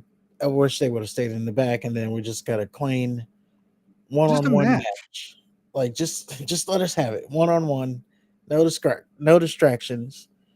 Um, it was clean for the most part, Mm-hmm. outside of the The little finish. finish. So hopefully they run it back. This starts this some kind of story, and yeah, I mean competition over for match of the year. I would say. Science. Yeah, that's a great point. That it's definitely match of the year so far. It just it irritates me because if they would have given it the proper attention, just imagine it might just be the match of the year period. You know what I mean? Yeah, man or woman. Yeah. I mean, it's hard topping Gunther and Gable right now, but it's possible. I almost think we should have a TV match of the year as Yeah, opposed you to said that. match of the year. We'll Cool. workshop it. Yeah, as there's enough candidates to throw in a TV match of the year. I didn't think that was going to be the case. That's why I said we just do match of the year. Right. But now they're starting to rack up the TV matches. I think they're winning the same. Well, we'll talk about it. It's the commercials for me. I got Like you. let's put the commercials at the end of the match or something. But this match had two commercials, so I didn't really notice it with this match, but with the Gunther match, I do see what you're saying. The Gunther Gable match, the commercials kind of killed it. yeah. But it was still, uh-oh. It was still as best you can get. I'll hold down the fort. Still best you can do for a TV match. And yeah, these women, I don't think anything is going to top it. Still need to see Tiffany Yeah, Stratton you and still with me? yes, and God Becky. damn. Hmm. Yes, it sounds like I'm going to need to keep going for a little bit here. So No, we're good. We're good. it just sounds like it all fell. Yeah, it did. Yep. But we're good. All right. Uh, where were we at? Uh, Bloodline backstage. Adam Pearce comes in with a contract for a tag match that won't be tonight, but it'll be Fastlane. And that tag match is AJ Styles and John Cena versus Jimmy Uso and Solo Sikoa. Yep. And I died a little bit inside. Okay. All right, then we get a Pretty Deadly vignette. And it started off really well, but then it ultimately turned into the worst parts of all those Ernest movies. How so? The stupid the pratfalls and it went from being ironically funny to them trying to be funny.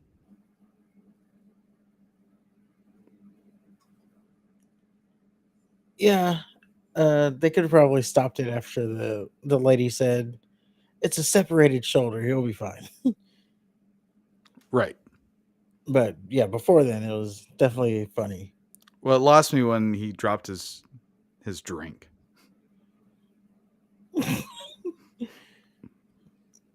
And he's like, Elton. Yeah. And then the music stopped, and that's what it was. It was a skit. Yes. The skit is they're trying to this this dude's trying to overcome his separated shoulder is what he was diagnosed as, but he's being over dramatic like his arm's never going to work again. Yeah. Just a comedy skit. But he keeps saying it's a mental thing.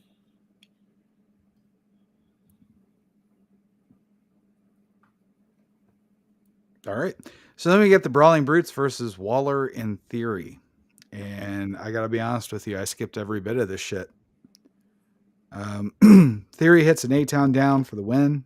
And Holland had Theory in a Boston Crab. Mouthpiece McFingerbang had Waller in a sleeper hold outside the ring. Waller with McFingerbang on his back. He falls backwards into the ring post. And then Waller dives in with a rolling stunner onto Holland while he's still holding the crab. And then Theory turns that into A-Town down. And it was actually a pretty good finish. Doesn't make me miss skipping the match, but it's a creative finish. Yeah, decent finish, okay match. Nothing really coming out of that part of it. But the team of Theory and Waller are 2-0. And I think it's getting them just saying that alone. Oh, we're 2-0, and then they're going to be 3-0. Them just saying that alone is just going to get them heat because now people are going to want to see them get that loss, kind of like Deion Sanders. And and then once they finally lose, people are going to rejoice, but this is getting them over as a heel team. And it seems like Theory is finally connecting with the crowd, which is a good thing for him. And by connecting, I mean he's finally actually getting booed by the crowd.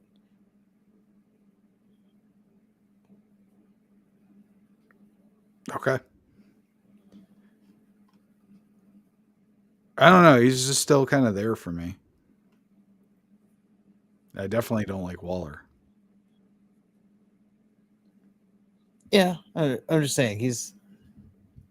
See, you don't like Waller, I don't like Theory. Well, not that I Okay. don't like Theory, I just don't. I mean, he's just boring. He's just there. Yeah. So, but I'm saying he's finally starting to connect with the crowd. So there is that. All right. Because they clearly they're saying they're telling us he's going to be the future face of the company. But it's just not connecting. But now it's finally starting to do some connecting, so that's good. I don't think Theory's bad. Yeah, they haven't really given him anything to sink his teeth into.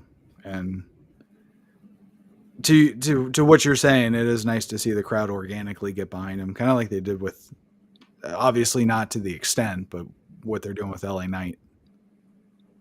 Yeah. So yeah, it's a good thing to see. Well, after that, we get the Fastlane contract signing. Now, keep in mind, after the Asuka EO match of the year, we had the Brawling Brutes versus Waller and Theory and a contract signing. So just keep that in mind.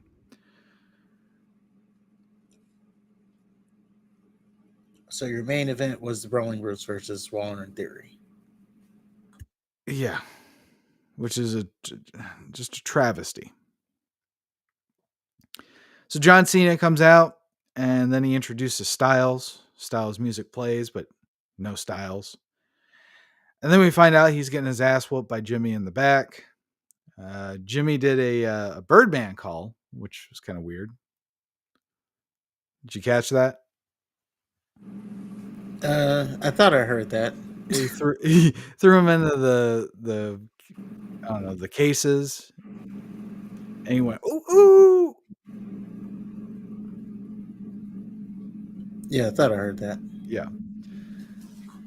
So then Jimmy beats AJ's ass, and then we find that Solo's just on top of all the cases, and then he allegedly hits a splash on the AJ behind a bunch of stuff. I'm I'm not sure how that would hurt any worse than any other splash.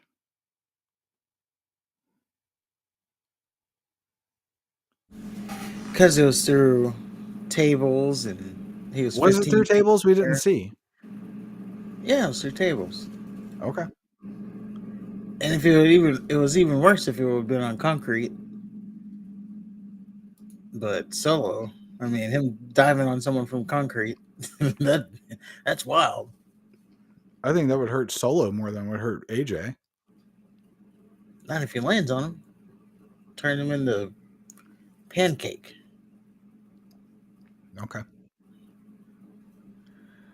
So yeah, so AJ's taken out, and then like there's sparks and shit, which kind of that was kind of my limit at this. Like, come on.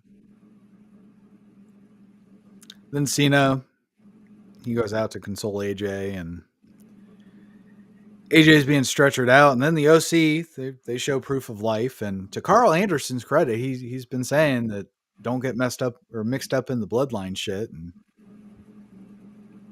he's still saying it. So good for him for sticking to his guns. Then we cut to Paul Heyman just walking slowly to the ring, and he has the something in his hands. And then we see Solo and Jimmy. They follow Heyman to the ring.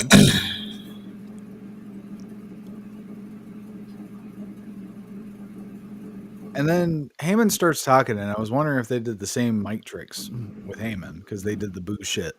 Because again, if you do it once, I gotta question them all. It may have been genuine. I don't know. It sounded genuine, which was crazy enough that they were so booing. They were booing that so bad. Right. Heyman of all people. Yeah.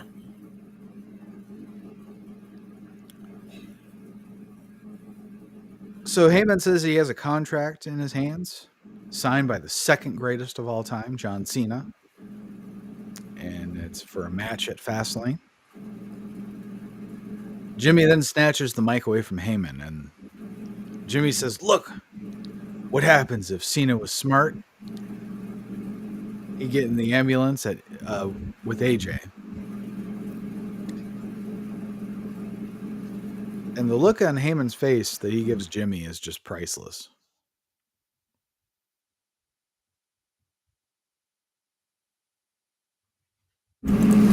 Yeah, it's definitely something. Then Jimmy says Cena's going to end up in an ambulance anyway, so that's not a prediction. That's a spoiler.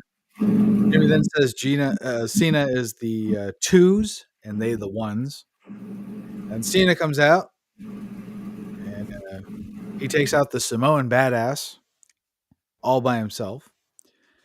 And then he goes for a 5-knuckle shuffle on on Jimmy, but Solo saves him. And then Cena gets Solo up for the FU, but then Jimmy hits Cena with the super kick. And then Solo hits Cena with the spike. And I was thinking it would be kind of neat if they did like the Roman and Solo did the spike spear thing. Yeah. If they did like a spike super kick combination.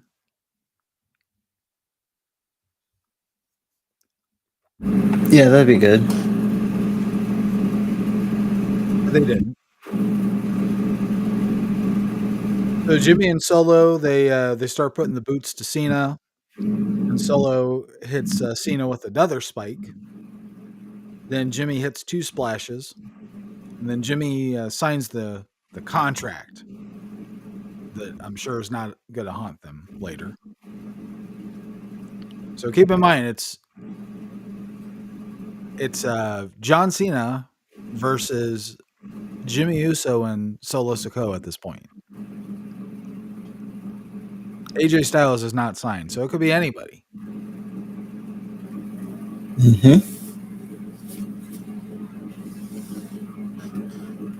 And there's a reason that the segment went the way it did. How's that? So, and I mean, we already told this, so it's not too much of a spoiler, but according to Fightful, I believe, broke it. Um, this segment was supposed to be filled in by one LA Knight, but he had to get pulled because he got that thing. Oh, right. So this was the audible. So he is. I don't know if they're still going to do it, but he's apparently seen as a mystery partner. Again, that we already told you that, so that shouldn't be a surprise.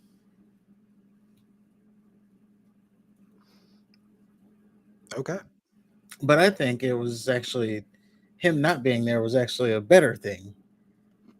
Like Raw, SmackDown, they usually do the thing where the faces win and then they send you home happy. Oh, gee. But then there's like no cliffhanger to bring you back in. But this time they actually have a cliffhanger because now you gotta maybe not you, but a lot of people are invested. Oh, who's the partner for Cena? How's Cena gonna get back after getting his ass beat by the Bloodline? How's he gonna retaliate? Like those are things that can bring people back in to next week. So Okay. I think they're telling a good story, and then that's why I said I think the Bloodline is starting to get intriguing. Yeah, they've had some down weeks, but one is Jimmy actually in the Bloodline? That's a story arc there, and then the whole thing about Cena. You know, Roman's gonna be mad that they're making calls without him.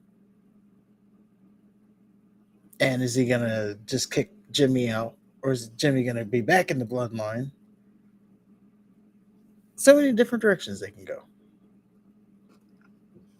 And then, yeah, when we get Cena and LA Knight versus the Bloodline, does that lead to LA Knight versus Roman at some point? And then you also got AJ Styles. Now he's been taken out officially by the Bloodline, so he's going to have to get his get back. So, a lot of different things happening here. Well, I look forward to more AJ Styles work. There you go. I'm Some enthralled. people like him. Yeah. And that was SmackDown. And that was SmackDown. Much better. It was a pretty good show for me. Again, we'll get the cliffhanger that's going to bring us back next week. Some good wrestling. The match of the year candidate. Can't forget about that. Well, since we're done with SmackDown, Tyson, I'm going to give you a choice. We are 2 hours into the show. We can talk about WrestleMania, or we can hold off till next week. Uh, we can run through it real quick. Okay. I don't think. I think this is going to be pretty cut and dry.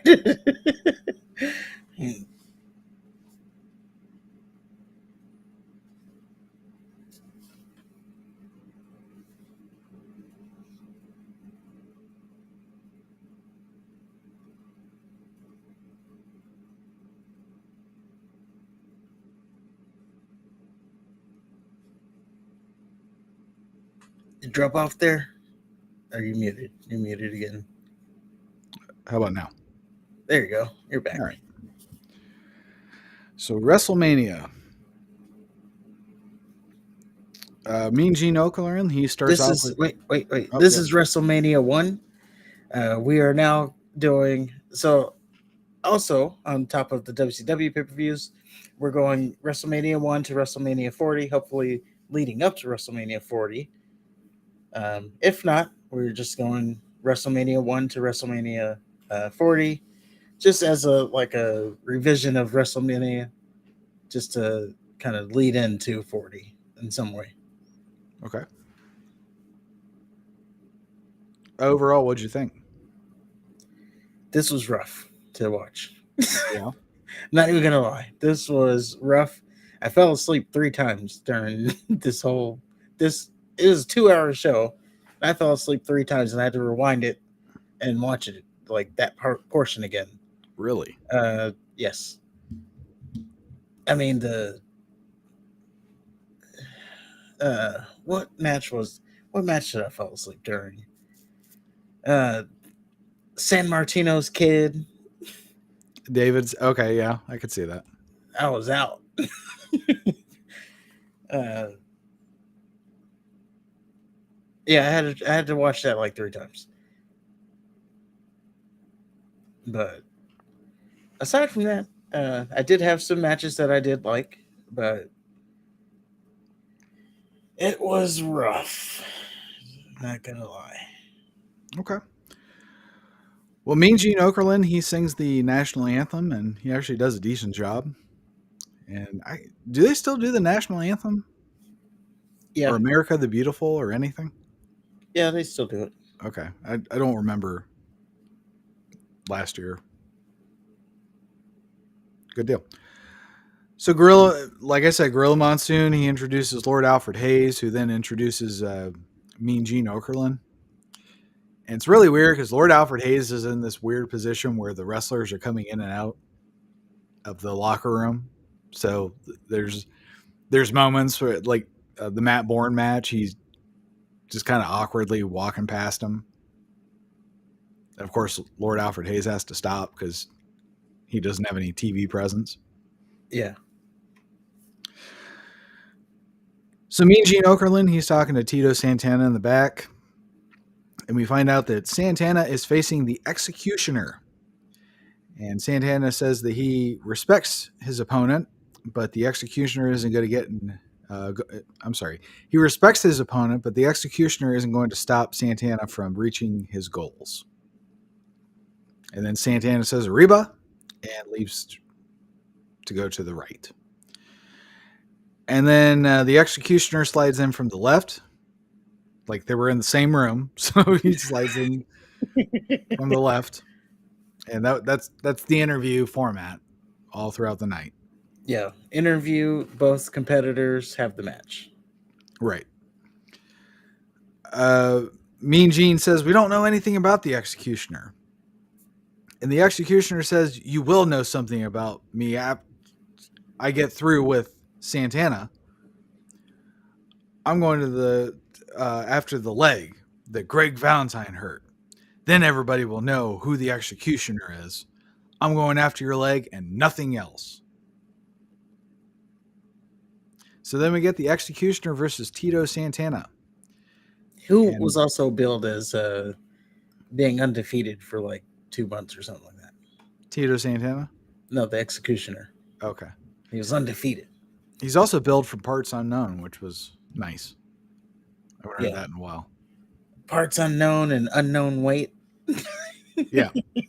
Like you can't just get on a scale. Wait. Nope. It's all a mystery.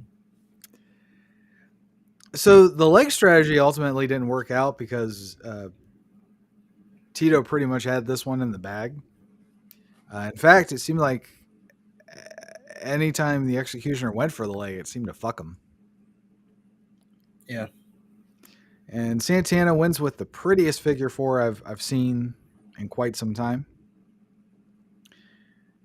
And yeah, he gets one over the Executioner. Now, real quick note: the Executioner was Playboy Buddy Rose. He wrestled primarily for the AWA and WWF. He also worked for Pacific Northwest Wrestling, and with Pacific Northwest Wrestling, he had a feud with Roddy Piper. Apparently, Buddy Rose was so popular of a heel that they had to turn Roddy Piper into a face. And then they had a hair versus hair match, which ultimately Roddy Piper won. And then I stopped there because I realized I was spending more time learning about Buddy Rose than I watching the match. Than you needed to. Yeah. But he seemed like a cool character. Yeah. So we get Mean Gene backstage again. He's with SD Jones, who will be facing King Kong Bundy. Right? Or did I skip? No. He's No, that was facing. next, yeah. It just seemed like it was so long. Wow. Yeah, so he's facing King Kong Bundy, and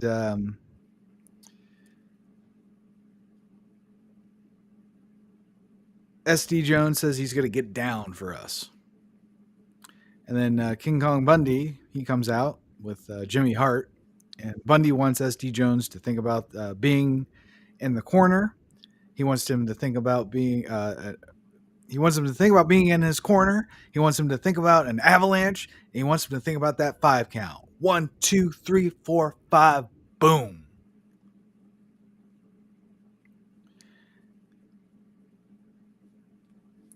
And that gave him more. I think that was longer than the whole match was. Like his little segment. Pretty much, yeah. That was longer than the match because it was virtually a squash match. Oh, it absolutely was. So yeah, so King Kong Bundy versus SD Jones. And they start off with this little stare down. And then SD Jones charges Bundy. And then Bundy immediately snatches up Jones into a bear hug. And then he rams Jones into the turnbuckle and shoves him to the mat. And then Bundy waits for Jones to get to his feet. And he hits him with an avalanche, hits him with a splash, and he gets the win. And like you said, that was a total squash match. After the match, Bundy laughs like a Batman villain, which I thought was nice. He even had like the overdramatic laugh. It was great. And it was a 9-second victory, which was a record at the time. I don't know if it still is or not. And quite frankly, that's how you build a monster. If this was today, they would have had a back and forth match where maybe SD Jones would have won. Yeah. Yeah, but yeah, King Kong Bundy, definitely a monster. He squashed that dude. How you doing? We'll validate your parking. That's how we do it there. But I don't know if that was what was weird though. They said it was a 9-second victory, and the quickest victory in WrestleMania history. But then they were alluding to like before. Like this is the quickest victory in WrestleMania history, but this is WrestleMania 1. Why are they alluding to a WrestleMania beforehand? Before that, the quickest victory was 23 seconds or something like that. Yeah. Like what? Like this is WrestleMania 1. This should be the first one. Yeah, I see what you're saying. Or maybe I misunderstood and they were saying it was a record period. I don't know. Oh, just like a match record, not even right tied to WrestleMania. Maybe, but yeah. I mean, 9 seconds is pretty impressive. It is. I was just confused because they were alluding to a WrestleMania before. I was like, what have I missed already? So we go back to the back with Mean Gene Okerlund, and he's interviewing Matt Bourne, who was Doink the Clown. We find out that Bourne is wrestling Ricky the Dragon Steamboat. I don't know if he's the Dragon at this point in time. Not yet. He's just Ricky Steamboat. Okay. Bourne says Steamboat is too nice of a guy. And Bourne says that Steamboat is there to win just like he is, but he's also there to beat Steamboat up. And Steamboat comes out from the other side, and he says that he came to the WWF to develop meanness. And he's going to start with Bourne. Then we get Matt Bourne versus Ricky Steamboat. It was a damn good match. I don't remember Steamboat being that damn big. He was jacked as fuck, wasn't he? Yes. Yeah. I'm He like, was, what the hell? I just remember him being kind of lean, yeah. But no, he looked like he could fucking crush a coconut with his bare hands. Yeah, I guess it was during that era. Yeah, that's true. You're not gonna say it on, not gonna say it, but It was also cool to see Doink wrestle before he was Doink. Is that who that was? Yeah, it was Matt Bourne who was Doink the Okay. Clown. Okay. Well, that makes sense. Why is that? Because I don't know. A lot of these guys, I thought they were just random jobbers. But like you said, there was no stories before, like no story leading into it. So it's just like, for me, it was like, oh, well-known name versus random jobber guy. But this guy was holding his own, kind of. So it makes sense that he was later on than an actual superstar. I gotta say, there wasn't, aside from San Martino, there wasn't anybody I wasn't familiar with. Oh, I didn't know nobody outside of the like like I said. For me, it was star versus random jobber. Okay.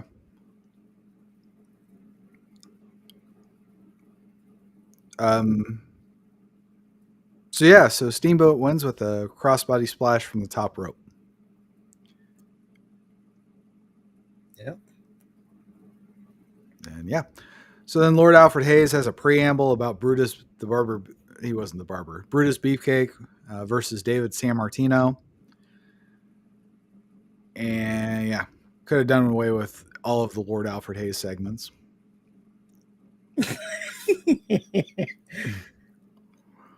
Mean Gene's backstage with David Sammartino and Bruno.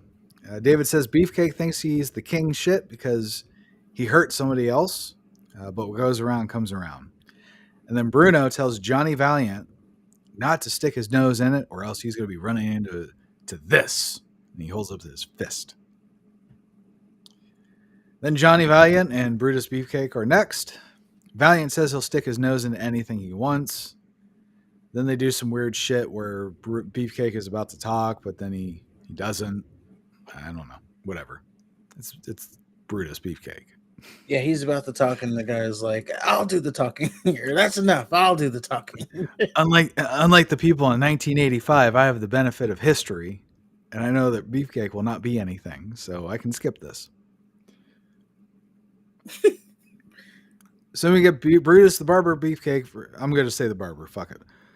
With Johnny Valiant versus David Sammartino, and he has Bruno Sammartino in his corner. And Bruno was over as fuck. Yeah, he got a big pop. Yep, and he's a legend. It's like The Rock coming back to WrestleMania. Bigger. Okay. It is because he had longevity and he was better. Well, we'll see when we get around WrestleManias. We'll be watching them all. We'll see if The Rock's pop is as good as that pop. Okay. I noticed that Beefcake is also from Parts Unknown. And they did this thing at the beginning where it took forever for Brutus to derobe. And the ref actually started counting to 5. And I remember they used to do that. So it was a nice little thing to see.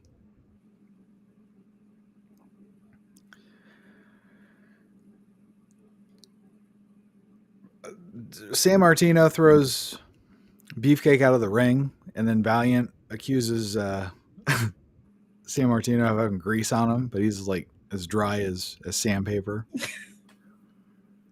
And I honestly, you were talking about it earlier. I couldn't get into this match either. I thought David San Martino looked weird. I thought Beefcake's uh, silver boots were distracting as fuck.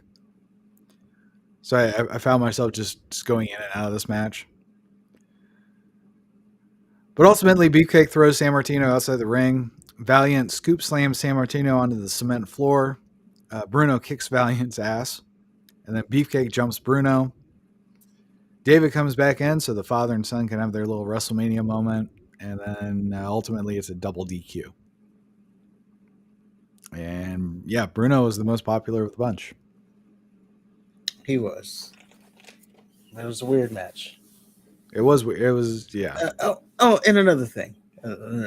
Speaking of weird, and we haven't mentioned this yet. So they kept talking about the backstage segments. They said they were pre-recorded. But then when the people are doing the promos, they're saying, "Oh, I'm about to go out there." Like they were the people who were doing the promo. They weren't acting like it was recorded earlier. It's just I don't know. That's just probably a nitpick or something. Yeah, I can see what you're saying. I Like don't know. someone said something like, it's about to happen right now. But right before that, they said, "Oh, this was recorded earlier this morning." That would be the U.S. Express where they kept saying, "Oh, we're just ready." Yeah.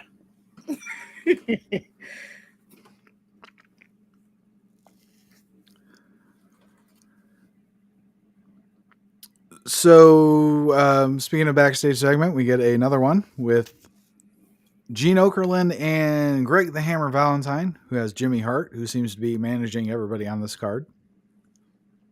And Greg says that you're going to find out why they call him the Hammer, because he hits harder than anybody. And Greg says he's ready to fight, and he's in the greatest shape of his life. And then Junkyard Dog comes out. He's wrestling Junkyard Dog. Junkyard Dog says he needs a bone to chew on, and he can get a whole lot of bones by being IC champion. And they're alluding to him liking eating dog food and stuff. Yeah. So we have Greg the Hammer Valentine with Jimmy Hart versus Junkyard Dog. It's for the Intercontinental title. And Junkyard Dog is the first person up to this point to have entrance music, which I think is of note, especially now. Yeah. Honestly, I thought this was a pretty uneventful match. JYD's headbutts are awful. Jimmy Hart ultimately distracts the ref. Junkyard Dog snatches Jimmy Hart, and then Valentine goes to attack Junkyard Dog, but then he hits Hart instead. And then Valentine gets the pin by putting his feet on the ropes. And as Valentine and Hart are leaving, Santana comes out for no reason. And he starts to raise hell. He throws his jacket. Then the ref just starts counting to 10. What the fuck's going on? I was confused as hell, too. And then he declares Junkyard Dog the winner. And then we find out that I guess they restarted the match. And Junkyard Dog's happy, even though he didn't win anything. Yeah. And it's like, he said, but the title can't change hands on a count out, so. Right. You won for nothing. Exactly. So we get Mean Gene Okerlund backstage once again with the Iron Sheik and Nikolai Volkov. They're with Classy Freddie Blassie. And the Sheik says he's ready. And Freddie Blassie says that he predicts that he's standing next to the next tag team champions. And then Volkov says he came, he saw, it conquered. And then Mean Gene brings out Barry Windham and Mike Rotunda, who are the U.S. Express, and they're with Captain Lou Albano. Albano says that he's hoping for a victory and they're ready to go. Mike Rotunda says all the talking is done. They're ready to go. And then Wyndham says, They're ready to go. Hmm. At least you got that. I didn't know what the hell Barry Windham said. Oh, yeah, he said, we're He, ready. he's like, mum, mum, mum, mum. We're ready. Gene, we're ready. Going right to the ring. So it brings us to Iron Sheik and Nikolai Volkov with Classy Freddie Blassie versus Mike Rotunda, aka IRS, and Barry Windham with Captain Lou Albano. And this is for the World Tag Team titles. And at the beginning of the match, Volkov sings the Soviet national anthem Instant heat. while people throw shit at him, and it was great. And then Sheik says Russia and Iraq are number one. USA, ha, patua. And Rotunda and Wyndham are the second to have entrance music, and boy, does their entrance music suck. I couldn't even hear it that good. It was like a fucking 80s love ballad. It was awful.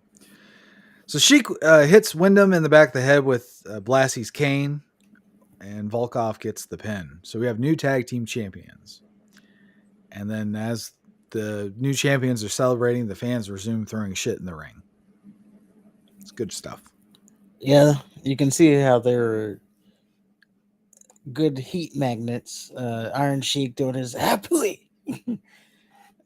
Nikolai Volkov singing the anthem. They knew how to get heat back then, and the beautiful thing to see. Yeah. I would say to the point, this was probably like outside of the King Kong Bundy thing. This was like one of my favorite matches because the crowd was so into it, and I don't know, it was an enjoyable watch. This match. Yeah, I thought it was fine. The King Kong Bundy one, I think, was great too. I think the Tito Santana match was the match of the night for me so far. Okay.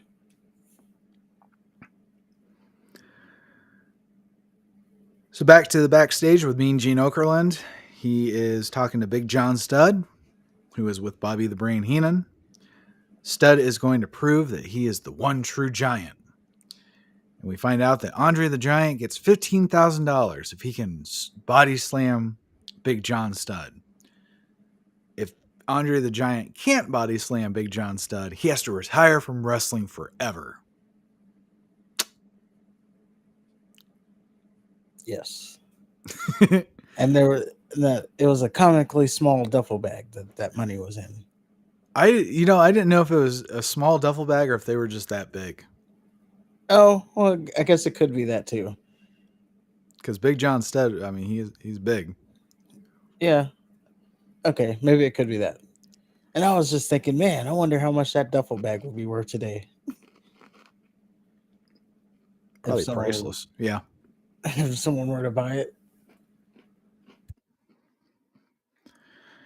So we have Big John Studd versus Andre the Giant for $15,000. And Studd starts the match while Andre's back is turned. Andre gets the advantage and does big man shit to Studd. Bear hugs, and he does the thing where he slams his ass into him while he's in the corner. He does the worst punches I've ever seen in my life. Oh my goodness! Ditto the kicks. And then Andre slams Studd out of nowhere, and he wins. Yeah, anticlimactic. He was just like, "Oh, there you go." Kick. Oh, slam. Yeah, he wins. Yeah, and he wasn't wearing his singlet. He wasn't. No, he was wearing just regular trunks, blue trunks. He kept pulling them up. That's probably why he wears a singlet.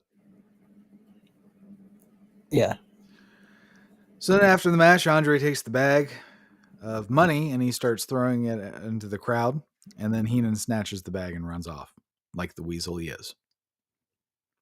And after the match... He doesn't even chase him. No. After the match, Andre said he doesn't care about the money. He's not retiring. Yada, yada, yada. I like Andre. I don't know if it's the idea of Andre at this point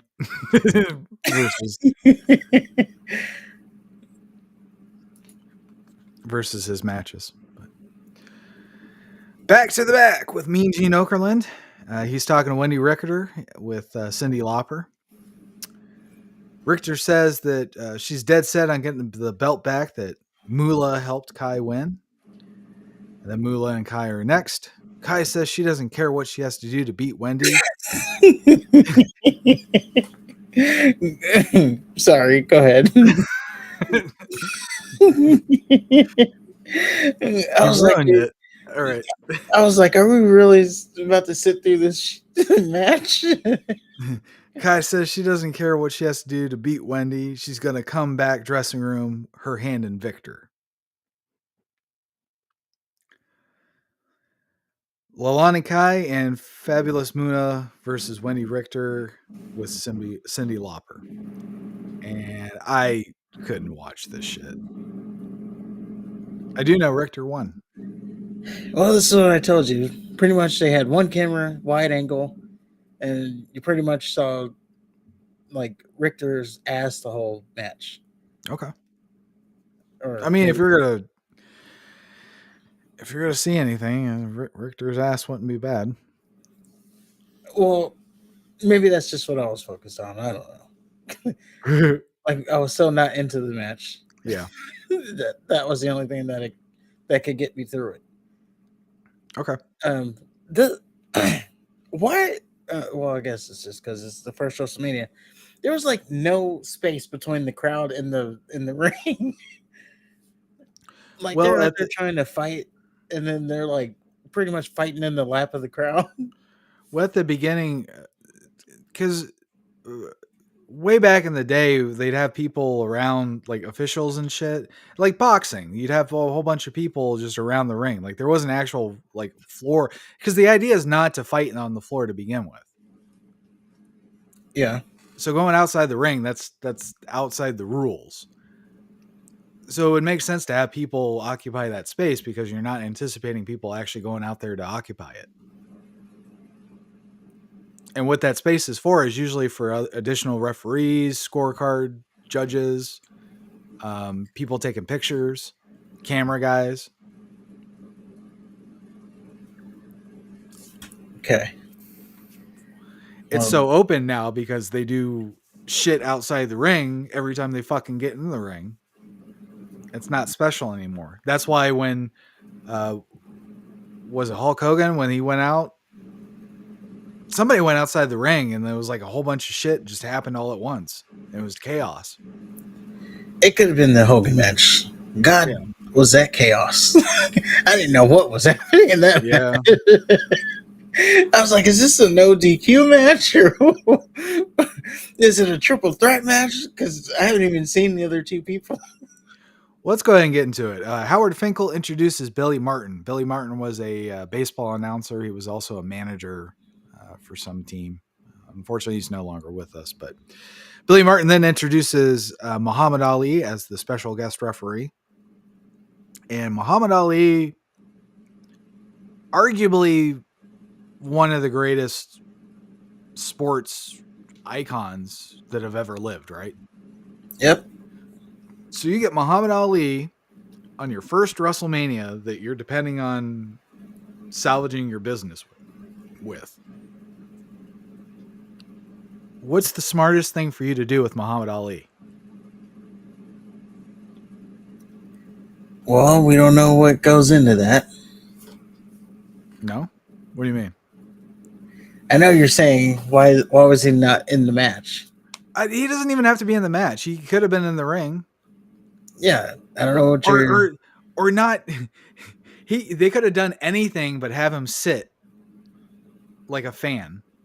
Oh, Muhammad Ali, he's being introduced as the special guest referee. Then 20 minutes later, oh, Pat Patterson's also the referee, and Muhammad Ali's the outside referee. What the fuck?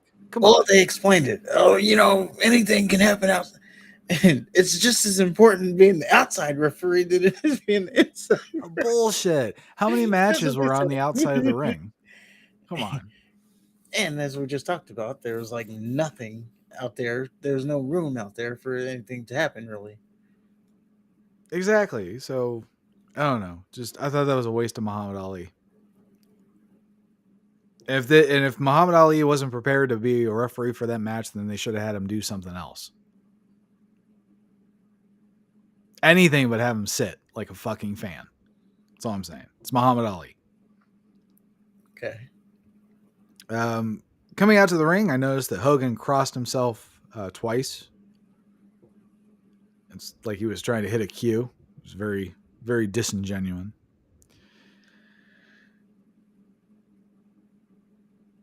Piper, Wonderful, and Orton, they all hug before the match. Like they all shake hands and then they hug. Like they're all one big happy family and they're all in unison. It was great. And I enjoyed See, the and that's hell out the of part I'm asking was so Orton, Cowboy Bob Orton was out there, and Yeah. Superfly. I So don't know where the was fuck it a Super Sonic. 6-man tag or was it not? Because those two didn't show up until like the end of the match. No. Cowboy was there the whole time. So Snuka came out from of nowhere. Yeah, yeah. I mean, he was there when they did the backstage thing. He was there when they Snuka? walked out. He was there. Yeah, Oh, I didn't notice him at all. yeah. And Well, then during the they match, he did the wasn't there. backstage thing after the match. Well, they did one before too. Are you sure? I didn't see one. Yeah, Okay. or was it before? Yeah, I think they did two. One before and one after. Oh, I don't because I remember rewinding it. Maybe I just missed it. I was doing a lot of fast forwarding after that women's wrestling match. You had to cleanse your palate after that thing. Yeah.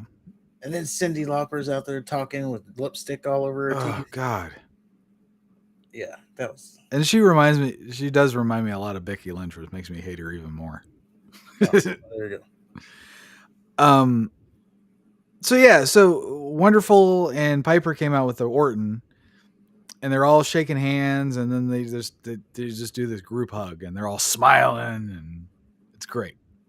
Classic Piper. And I enjoyed the hell out of the part at the beginning where they kept switching who was going to face off with who first. Like it started off with Wonderful and Hogan, and then Piper's like, no, wait, no, tag me in, it's better. But then Hogan, he tags in Mr. T because Mr. T wants a part of or a piece of Piper. This is great. I like that. I like the suspense. Yeah. I did notice that Mr. T was openly raking eyes to Piper and Ordorf, the babyface team. Now they try to excuse it by saying that Mr. T is street smart.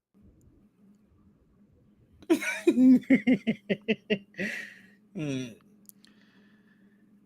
And Hogan gets the pin after a bunch of overbooked bullshit. So Orndorff is holding Hogan. Mr. T then takes out Piper. Jimmy Snuka comes out for some reason, and so one of the two refs is distracted by Snuka, and then Orton climbs the top rope to hit Hogan. Hogan dodges at the very last second, and then Orton nails Mr. Wonderful. Hogan, of course, gets the pin, and then Piper decks Patterson as he's leaving. And the second referee, who clearly saw all of this from the floor, did nothing. Oh, that's not even the most blatant thing. There was a point where Piper, I think he hit Hogan with a chair, Yeah. and it was literally right in front of the ref. Like the ref was Oh, leaning out right. of the ring crowd counting. And he's like, "Get back in the ring!" And he hit him with a chair right in front. Of him. So I was like, "Is this a no DQ?" It clearly is no DQ. But Orton is doing the thing behind the ref. This is all over the place. Right. And then Mr. T's little wrestling spots. I don't know what we were really expecting out of him, but You it know, was like just ground grappling. I know we have the benefit of hindsight, but at the time, Mr. T was portrayed as like a big badass. He's Mr. T. I pity the fool. You won't mess with me. I was B.A. Baracus in a TV show.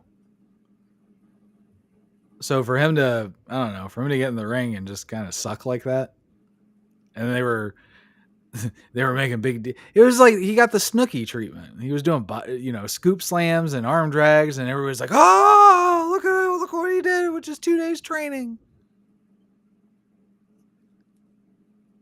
Well, yeah, they knew how to build it back then. Yeah. Oh, this is the biggest match ever. This is the biggest moment in wrestling history, they kept saying. So Piper and Orton leave, and then Mr. Wonderful is just lying in the ring. Mr. T goes to check on him, and then Mr. Wonderful kind of regains himself, and he's confused as fuck. And after the match, Mean Gene talks to Hogan, Snuka, and Mr. T. And Mr. T says some things, but he's gassed as fuck. And Hogan says he, T, and Snuka reign supreme. And then Snuka said some things. I didn't understand any of it. And that was WrestleMania. WrestleMania number uno. Next week, we'll be doing WCW's Halloween Havoc as promised. That is 95. Halloween Havoc 95. And again, as far as WrestleMania, I don't know. I would put it. So if I'm judging it against, it's hard to judge, you know. I want to say 1 star. Right. But, it would be comparing it to like what we just saw with WCW last week, which was clearly a better show. Right. But this was also the first WrestleMania, and it was in the 80s. So maybe it's just a different cup of tea. I don't know. We'll have to watch Starrcade in this time frame just to see if it's booked different or not. Because the thing about, and I think WrestleMania 2 is kind of like it as well. There's no like narrative throughout WrestleMania, or throughout the pay-per-view rather. Yeah, Like, for what I remember, WrestleMania 3 is where it starts to turn for the better. Yeah. The first 2 are just weird. But we got to get through them. Yeah, we'll get through them. It's fun watching them. I mean, regardless of how bad I might think WrestleMania is, it's better than Raw. Well, there you go. Yeah. I don't know if I would say that, but especially that one that I just watched. Judgment Day. You want to watch that every week? I'd watch it. I'd rather watch Tito or Santana and whoever the fuck he wrestled, Matt Bourne, the Executioner. I'd rather watch that over the Judgment Day sprinkled in throughout 3-hour show. Yeah. Well, if I never have to watch that WrestleMania again, I'm okay with that. That's fair. That's usually the sentiment with WrestleMania 1. Yeah. But again, it was in the 80s, so maybe just a different time. But on that note, if you disagree with anything, let us know in the comments. If you agree with anything, let us know in the comments. Don't forget to hit the like button, hit the subscribe button. We're pushing to 500, so if you can get us there, awesome. If not, whatever. Next week we'll be doing Halloween No one Havoc. cares. Yeah, whatever. Next week we'll be doing Halloween Havoc 95 if you want to follow along. And is there anything else? Just have a good night. All right, until next time, Top Guys out.